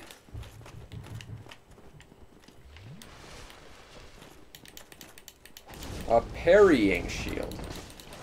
Think you're gonna parry my big, awesome, flamey sword? That's a lot of optimism. It's kind of founded. That's debatable. My sword always works except when I actively miss my opponent. And that's just to give them a fighting chance. It's all for their sake, I assure you. I like that outfit. I wish the helmet matched the armor a little better, but I like the outfit. Funny thing is, Ornstein's actual coloring is more in tune with the brass armor than... Yeah, it's more like proper gold than this, which is more of a sort of silvery gold. Examine. Now, because we picked up the peculiar doll all the way back, we get to get sucked into this painting because reasons. Hey, look, it's a bridge. Hey, look, it's a bridge that's going to look really familiar in about 2 seconds. Yeah. Don't touch things that look weird is the moral of this story here. Or do, you know. I'm not your life coach. I think, if I'm remembering correctly, you can teleport from here and to here. After you get the teleportation. I think you have to clear it before you can, though. I think. Let's find out. Yeah, we'll be stuck here for a while. Yeah. Oh, okay. Okay, well, why don't you take the reins? I'm going to go to the washroom real quick. And then, if you need to go, I will cover for you. Good to know. Alright, so, the Painted World. It is a fantastically designed area that is made up of what initially seems to be a basic selection of enemies. You will start to see some more nastiness as we continue up this stairway, actually, because there are going to be enemies that go above and beyond the Call of Duty in making your life miserable here. These guys. Oh, God in heaven about these guys. They are the worst thing imaginable about the Painted World because they will and do toxic you. If I'm remembering correctly, it's toxic they inflict on you. It could be poison. I cannot remember the exact status effect, but it is nasty. It is very prevalent, and it does not let up for even a moment.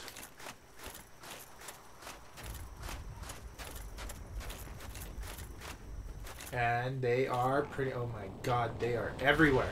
Forgot how many of them there were.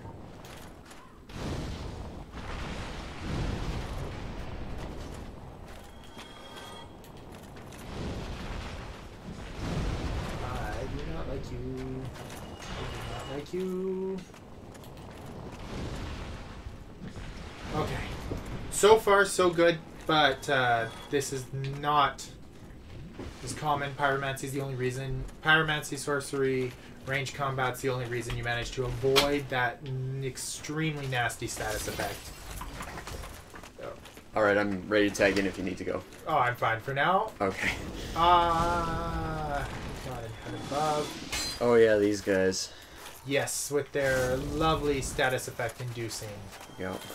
everything. Yeah, the more melee combat you get involved in with them, the less pleasant it is.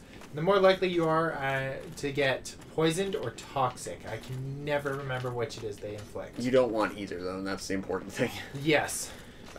One's just a little worse than the other. Yeah, I remember reading at one point someone listed all the things you definitely don't want to do in Dark Souls, and like one of the top ones was get cursed, but then the next one was go to the Painted World without some sort of ranged attack, because these guys are such a pain in the ass. Go.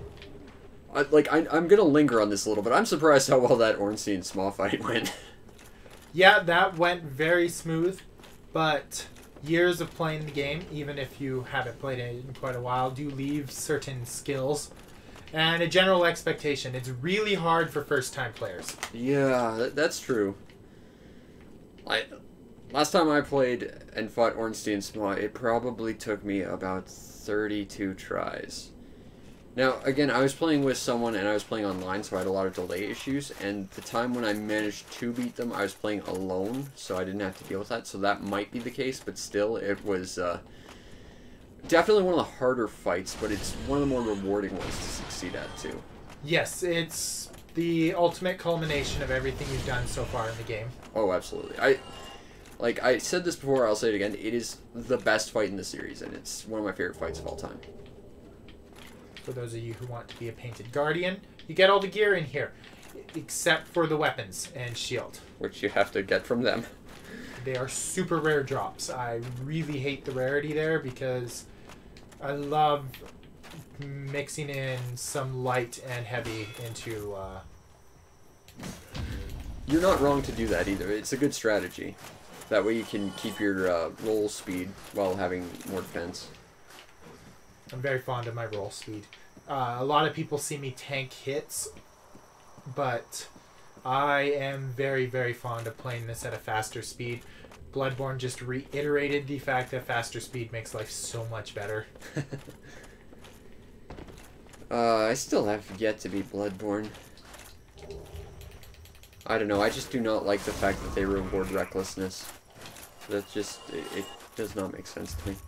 That's fair. I personally love that because it's something that Dark Souls was not, but that Bloodborne definitely stands out for being, is that it's a far more aggressive game, and I like that. I did not like that Dark Souls 3 took more of that aggressiveness and reapplied it to the Dark Souls formula. It is one of my least favorite things about the final game in the trilogy. Until they make another one. Yes. I've heard that this is, like, Dark Souls 3 is the last one, but I don't really For now. believe it. Although that said, there's enough film games. You got murdered by the zombie dragon. As is quite common. Zombie Did you dragons? open up the shortcut? No. Okay, good. I have to remember how the painted world is structured then. Okay, the painted world of Aramius. Yeah, I think it's something of a telling style that he went straight for the boss, whereas I would have just gone for the shortcut. Like, it's... I don't have a lot of confidence in my skills, I guess. But it's like, first things first, get to the bonfire, get to the shortcut, whatever. It's worth noting, if you're playing offline, or, you know, the online multiplayer of this game dies and you want to get, like, as far in every covenant where you want all the achievements, this game features, or this area features an enemy that drops an item that's important to one of the covenants. And that's the Crow Demons, which will give you a souvenir of reprisal, which is good for the Dark Moon guys. Yes. Which I kind of sort of debated whether or not I wanted to grind just for it, and I guess now it doesn't matter because I can't be a part of them. I'm not bothered, but I wonder if I could survive that drop. Let's test it. Yes. Huh. By the skin of your teeth. That's all that matters. Oh, hey, look, it's the first boss from Demon Souls. It is such a fun fight here too. I love the little throwback there. And now I've got a shortcut. So, case in point, sink a lot of points into Vitality and you can open up awesome shortcuts. Because the alternative is to get stuck on the walls, because there's a lot of nonsense on the walls you can get stuck on. I know, I think there's an ember in here we can get if we want to forge weapons and stuff. I don't think it's all that important right now. But I think It's in the basement area, I believe. I think there's something up in that direction that's important as well, but I can't think of what it is. But I do not remember this area as well as I'd like to admit that I do. Which isn't much to begin with. Again, I don't have a lot of confidence in, well, anything about myself, honestly, but that's what years of degradation and harassment will do to you. But what I can tell you is I beat Ornstein the first time, and I'm looking pretty swish, and that's the important thing. And it's caught on live stream. Yeah. I've got pride. I killed a tough boss first try. Wasted a lot of humanity, but still, first try. I really wish I understood the Alright, isn't this where a bunch of those horrible wheel guys are too? Yes. Right, I remember this. Okay. Be wary of rolling, that's very true. Because wheelie skeletons. What's the phrase people like to use? Praise the spun? Yeah, these guys. Haven't heard that one. I Do just know that these are the most guts-like enemies you will ever face. Ouch. Because... Talking about Berserk? yes. Oh, okay. I've never actually seen Berserk. I know there was a Dreamcast game and I want to play it, but that's about it. Yeah, no, these enemies are totally cribbed from Berserk. Oh, cool. So it is actually a lot of some of the basis behind some of the designs and a little bit of the lore Neat. in the games. Oh, crap. Yeah, and I think these guys are in all the Souls games, actually. Or at least all the Dark Souls games. I know they're in Dark Souls 2. I think they were introduced in Souls. They do not believe they... or Dark Souls. They do not believe they were in Demon Souls. Hey, that sounds plausible. But they are most well known for being present in this game specifically. Yeah. Because They're you had annoying. a boss based around this design, if I remember correctly.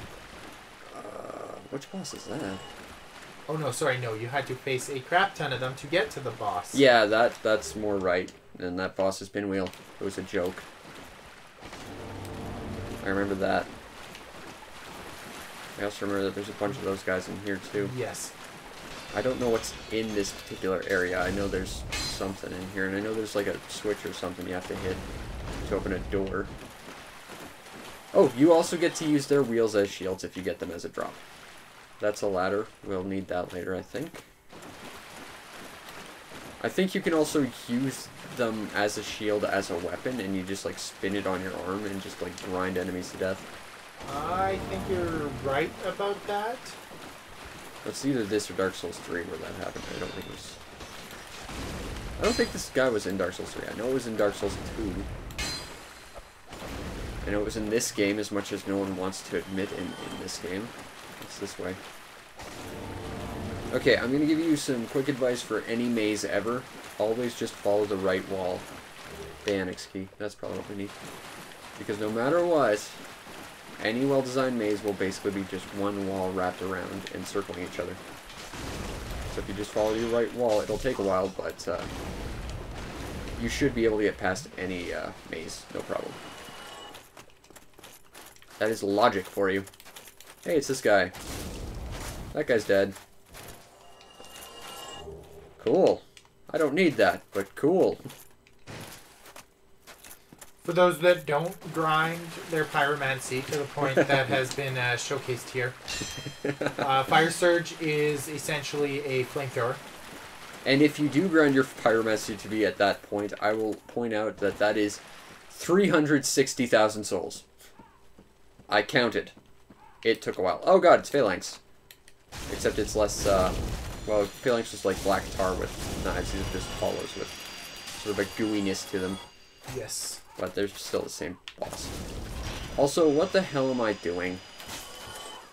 I have pyromancy. Also, for what it's worth, literally every amount of pyromancy is a type of flamethrower. By definition. Yes. But this is more what you traditionally think. I know. I know there's one where your character, like, blows the enemy a kiss, and, like, then they get set on fire. I think that was, combustion. I always thought that one was just kind of fun and stylish. Okay, you don't get anything for killing any of them either, which is a little weird. No. It's very much... They do respawn, though. I know they do, which is why I decided not to go, Oh! Shit, right, we need to, Hey, guy. You're dead. We need to, get that one, NPC to show up. So that we don't forget it. Also, I have that much humanity because, there are 2 covenants that need a total of 60 to, give you all their perks. So I've been trying to grind for that just by killing rats. Okay. Which they allowed to keep the humanity drops, which were cut from one portion of the one update in the original game. Was it? Yes. Huh. Not. I don't think it was as. And this is why he's known as the knower of things. He knows everything that I don't, which is a lot of things. No, I think there was something I read. It was that, or it was just basic enemies would constantly drop humanity in the initial pre-patched version. So I have a friend who's 360 would never go online, and they would just.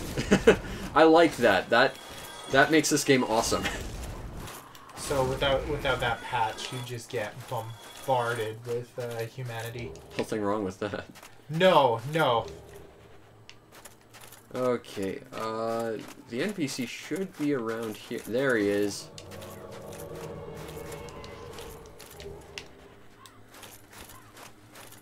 That's a throwback to Demon Souls. So Demon Souls had an enemy that had a headband that was basically like that, and what was interesting about him is that was a boss that was a player character. It would just pull player characters to fight as the boss. And if you won, you got to keep your weird-ass gear, and if you lost, then the other person finally got to beat the level. And because that was a player character, that was really annoying. Also, because you're casting Pyromancy, so can I. Although I probably don't want you falling off a cliff. Do you know how to get the gear that comes when they fall off the cliff? You can't. His corpse spawns similarly to Goldie, but you can't get his whip, which is exclusive to this fight. Oh, okay. So I'm trying to get him away from him. There's another character who's... there's two. There's Kirk, the Knight of Thorns, who's... You have to fight 3 times, and you're guaranteed to get his armor, but his items, his like weapon and shield are rare drops. I have his sword because I found him in the sewers. But if you don't get him there, you don't get him at all. And there's an enemy near the Grave Lord, which has a shield that you can only get by killing him.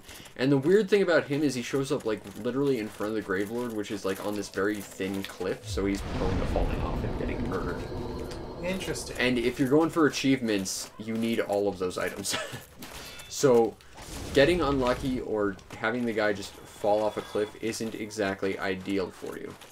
Nope, that I totally understand. I'm just trying to do this to show as much of the game as I possibly can, except for the sewers, because that was a matter of circumstance that kind of prevented me from doing so. Okay, the annex. Also, the sewers suck. They really do. Let's get cursed. Let's not. It's not even the curse. For me, it is. Because the basilisks, I personally find are very easy to avoid. They are, but it's one of those things where you still don't want to deal with it. Yes, that I can understand and agree with.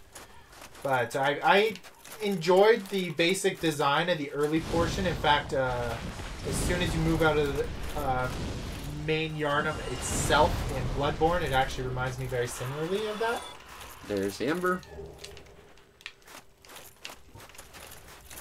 But the subsequent stuff is just I've got words for it. Well, I mean, that's the thing we could do. We could do Bloodborne. That's a game I've not beaten. Oh god, it's Crow Demons. Hey, Crow Demons. There's a lot of you in this place, and you're not exactly fun to play with, because even at my level, you can do a lot of damage. And you're in the wall. And you're stuck to me. And bad things are happening. Belka's Rapier. That's an exclusive item. Another weapon for anyone who prefers stabbing. Stabbing is good. There's a ring for that. Spears and rapiers are your best friend if you prefer a more... No, I'm trying to think of the right way to say this without it coming across awkwardly. If you prefer a more finesse fighting style rather than just slice, slice, slice. Go stab, stab, stab instead. Yes. Whoops. I thought there was a thing under that. Alrighty. Alright, it's yours. I think we've collected pretty much everything at this point. We just need to go kill that zombie dragon and... Yes. Which is a lot easier to do once it's woken up. Before the zombie dragon is woken up, it is a royal pain in the arse. I think they fixed a glitch with the zombie dragon too, which sucks. Because when you kill the zombie dragon, you only kill half of it, and its legs sort of obscure the rest of the path. Yeah. There's a glitch in the original version of Dark Souls, which, again, last time I played it was last year, but it worked then. And it is, if you punch them, it'll just stand up and you can walk underneath it. I don't think that's... I've heard it's been removed from this version. Which kind of sucks, because that was just such a goofy, weird thing, and it didn't really affect anything, but... No, but at the same time, I will take the improved... It's a shortcut. It is a shortcut, but I will take the improved Blight Town over that. Yeah, me too. I mean, this is an optional area that you only really have to go through once to get everything out of it. Blight Town, you have to go through every time you play this game.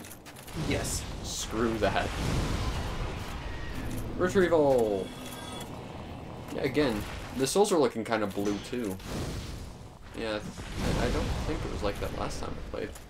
Weird. Maybe something with my TV settings changed. Oh, no! My turn. Those crows are nasty. Yeah, they are. And they can, like, jump on top of you and take, like, half your health. Yes. That's the worst move from them, and I just... No thank you. That's the thing I don't want to deal with ever. But, again, I'm getting hit because I'm checking my audio, making sure I'm actually making sound.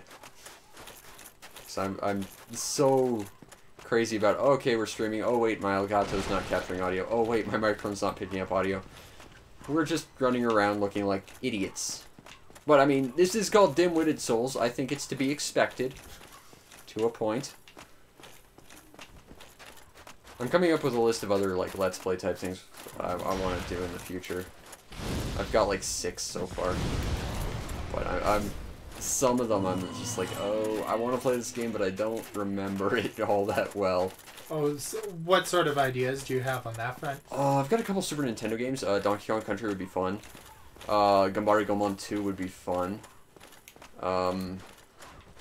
The big one that I'm kind of scared about trying would be this really obscure Wii RPG called Apuna, which some people like describe as Earthbound for the Wii. It's a game about like an alien trying to get a bunch of jobs to rescue his parents or something. Yes, I know the basic conceit of the game. That's a great game. I love that game, but that is a game that I do not remember all that well. And I know the first level is absolute torture. Because it's a giant tower where every floor looks the same. And it's the opening town. I'm a little bit worried about trying to cut Priscilla's tail off. It's tough. Well, it's small and we're really powerful, so... The blood shield, I remember that one being pretty good. Gives you some negative status effects initially, but it... Okay, now this guy just spits poison or toxin at me, I forget which, but... Yeah, let's not get hit by that, please. Okay. And that's like his one attack. Yeah, I think that's toxin. Crap. But I have this, which means that's a I'm betting toxic and like throwing it down the pile too much. No, probably not. Dark Souls 2 had some bosses like that, where they're like, oh yeah, by the way, you can inflict status effects on like everything, and you're like, yes, I will just hit you with a poison knife until you... That's very Final Fantasy V. Oh, did I mention I'm doing a 4-job fiesta in Final Fantasy V? Wait, what? Sorry? Oh, 4-job fiesta. It's a Final Fantasy V challenge run of sorts. Let's see if I can punch this guy awake. No, I can't. That sucks. I have to remember how to get around him now. It's a challenge run where... It's a charity thing. I'm not doing the charity version because it's not starting for another month. But essentially, you talk to a Twitter bot who basically says, okay, every crystal in Final Fantasy V gives you a job. And you get a grand total of 4 jobs over the course of the game, and every member of your team has to be one of those jobs at some point. So basically, you're locked into what jobs you can use. You can't use anything that you haven't been given, which means by the end of it, you can pick... You've got like a predetermined team of 4 characters. But before then, you could swap all the characters to any individual job plus freelancer. Okay. As long as any character is in that job. But I think I used up all the luck in my life because, as I think Jack Lemmon once put it, if it weren't for bad luck, I wouldn't have any luck at all. And I think for once I got good luck, and my first roll was Blue Mage. Welcome to the class that can kill anything in one hit if you know how the numbers work. Yep. So, first boss in Final Fantasy V, that was one-shotted because it's level 2, and if you don't run into any fights, you can just one-shot it because you'll be level 2 by the time you run into it. Fun fact, the second boss is level 8, which just requires a little grinding, and you can instant kill it too, because the power of Goblin Punch. Yeah, that damn attack. I haven't played Final Fantasy V. It's one of the few I have yet to personally experience. We could do that. Oh, you know what we need to go? Is we need to go back into the sewers with those stupid wheelie skeletons and open up that door. Because I think that's what it is. Again, in any other version, we could punch those stupid legs out of our way, but not this version, no. I don't know what's up there. I think there's more crow demons and maybe an item, but I don't think it matters. No, I don't think so either. At least not for this run. Yeah. I like Final Fantasy V. It's a good one. Final Fantasy V and 6 are my favorites. And then maybe 4. For me, it's 12 and... if I'm not counting my absolute adoration for Final Fantasy 14, because MMOs do not always hit it off well with people, it'd be 12 and 9. I'd play Final Fantasy 14 if it didn't require a subscription fee. That's it. Because that's why I've never played WoW. It's just, I know I can't afford it. That's fair. In this case, they more than justified the subscription fee, but for those who can't afford it, it is the biggest turnoff, and justifiably so. I think I've heard Final Fantasy 11 is pretty awesome all the same, too. Yes. It's getting re-released on mobile, of all things. In a full-on new I don't know how to describe it, but it's coming out again. It's kind of like a remaster type of thing. Yes, and people are really pumped for that for very good reason, because 11 is an outstanding game. I'm going to get bum rushed by another one as I try to deal with this bastard. Well, see, Final Fantasy is weird, and for those of you who are watching on the channel, this will actually call back to my Final Fantasy 13 review you will never get to watch because copyright infringement, back when I cared about that, because I could actually make money off my videos. Thanks, Google, by the way. Also, side note, I've got a Patreon, go visit that, please. Be awesome like Caleb, who supports me, so I can eat more than once a day, but, I said in my Final Fantasy 13 review, and I never script them. It was just sort of a moment of realization in my life where I don't think I can call myself a Final Fantasy fan anymore, because there's more games in the series that I don't like than I do like, because I often quite passionately refer to Final Fantasy VI as the last good one, because Final Fantasy VII was a story about 3 characters, only one of which ever actually joins your team, and then, spoilers, dies. And then it's about a bunch of nonsense that doesn't really have anything to do with anything. Final Fantasy VIII was a good card game. Final Fantasy IX, I don't even remember. 10, I found the main character to be completely obnoxious, and hence why I always called him Tedious instead of just whatever the hell you're supposed to actually pronounce his name as. There was 10-2, which was the Charlie's Angels Final Fantasy, which I actually do own. It's a great game, but story is very debatable in quality.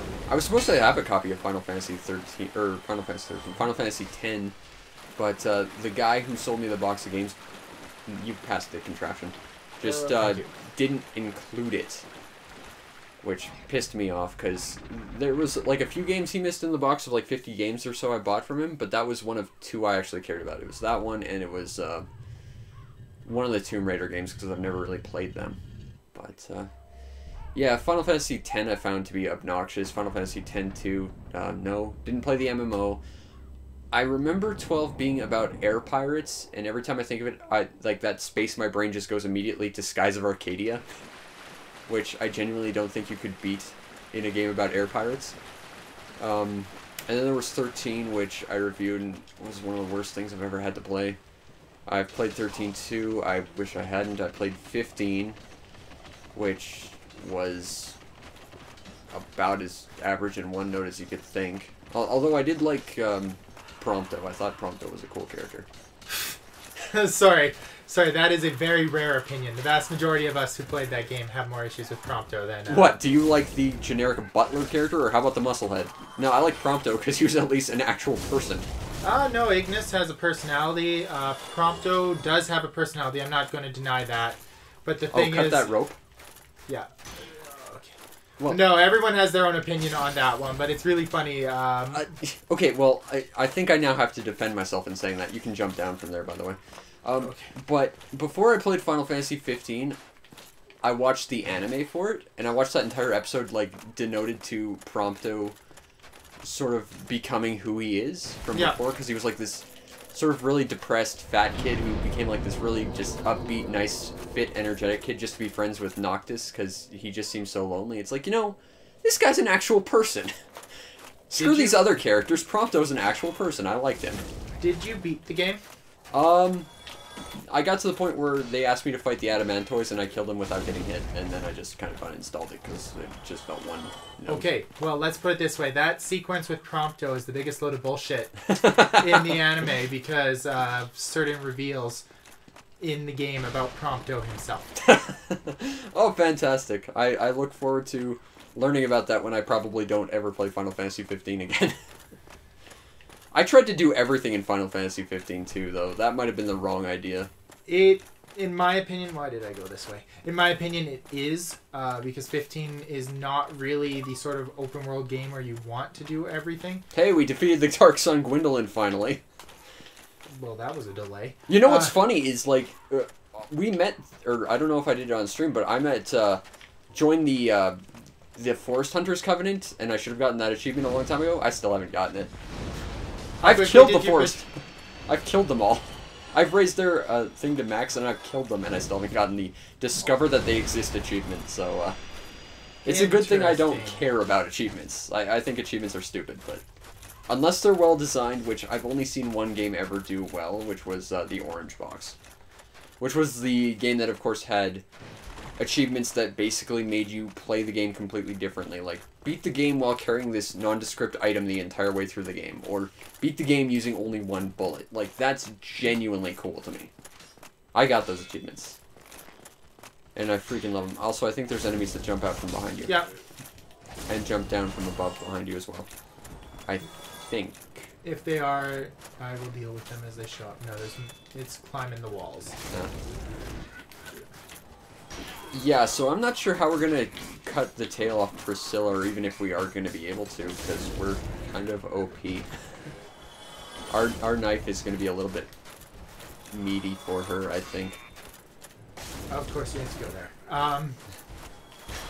Well, you're the one making it weird. I didn't even think about it up until this point. Why'd you have to do that? Now I can't not think of that. Damn it. Because everyone else calls me on my own BS when that happens. So it feels very good to call someone else out on it. That wasn't BS either. Oh no. What I mean. I know what you meant, but it's like, that was a mini boss we just fought, but now it is just a normal enemy. How did a Baldur Knight even get here? I have no idea. No, this is Priscilla. She's a neat boss because she just lets you leave. She just wants you to go away. She doesn't want to fight you. I think Quailag should have been like that too, because they kind of build up that she was just defending her sister and she didn't really want to kill you or anything. But you were a threat to her sister, whereas here... It's true. I want to serve her sister, though, but... One of us thou art not. Now, the question is, how should we best cut it? Like, if it's just base damage, we could just throw a fireball at her tail, and that should probably do it. The problem also with her is one of her things is once you attack her, she turns invisible, so hitting her tail is even harder. You might want to... Yeah, if you want to do it that way. We will give it a try. I really don't like fighting Priscilla. I would try the Great Chaos Fireball if you're going to pyromancy it, but if you're going to use melee, I would double-hand it. The problem is, once we attack Priscilla, she's... I think she's constantly just angry with us, so... It's like we get this one free shot and that's it, so we gotta use it right. Okay, it's your call. I don't like fighting Priscilla because she does just let you leave. Okay, yeah, she's nice too. I think she's pretty and I think she should be left alive, but no. No thanks. Why does thee hurry to Okay, this is a really cool mechanic though. She's invisible, but you can kind of see where she is based on the snow on the ground. Usually. Oh god. Now things are bad. I forgot she hit you with Blood Blast. I did too. I don't remember that. Where is she? Okay, I see her. She's right in front of us. So, that should be her vague tail area. It would help if I could see where her health bar was, too. She's not exactly showing that off to us. Now, if you'd be so kind... That's the life hunt scythe, I believe. It's a good weapon.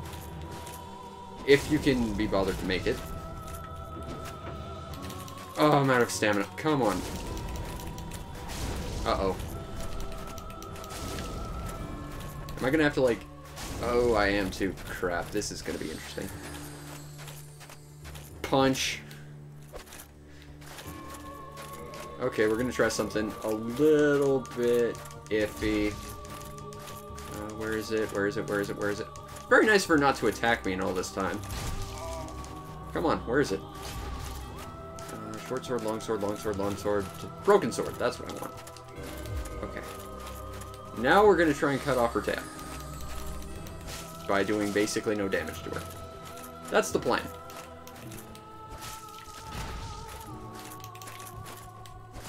Excuse me, pumpkin. I just need to cut off your tail. This wouldn't be such a problem if it wasn't so damn awkward to hit.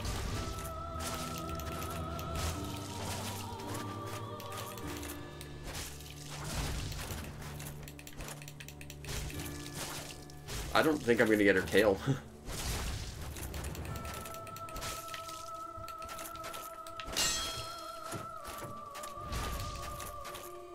Come on, Priscilla. She's such a nice character, too. I don't want to kill her, but at the same time. Poor girl walked away in this, I like to think that the peculiar doll was hers. I think it's supposed to be. Yeah. I don't know how that explains that it's supposed to let us in here. Also, we can't just run away and leave now. Like, normally you jump off that thing and Priscilla would basically just let you leave, but if you try and jump off after you've engaged her or made her angry, she won't let you leave, you'll just die. Which is kind of a weird inconsistency with the mechanics. I don't know where you are. Oh, you're over there. Come on, show up again. I want to cut off your tail. Or try with my sword of +5 damage.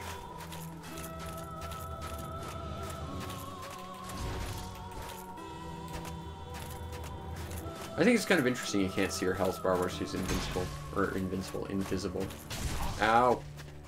Come on. Stop being invisible so I can hit you and try and cut off your appendages. Because dismemberment, it's fun for the whole family. Except when it's not, which is all the time. Yeah, this is the one item, even when I play a more dagger-based run-through, which is really hard and also really fun in many, many ways. I never go after this one because I really like just leaving Priscilla alone. Which is a shame because her tail's like one of the better daggers too. Yes. Look at that sheath for this broken sword too. What the hell? I have a feeling the rest of the sword is still stuck in there. I would imagine. I gotta heal. Part of me is kind of a little bit like, maybe I should just let myself die so I can try again, but...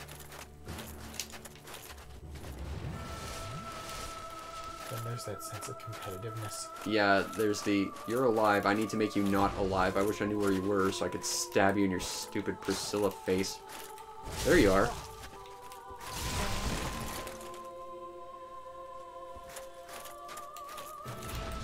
Can't I just hit you? I know where you are.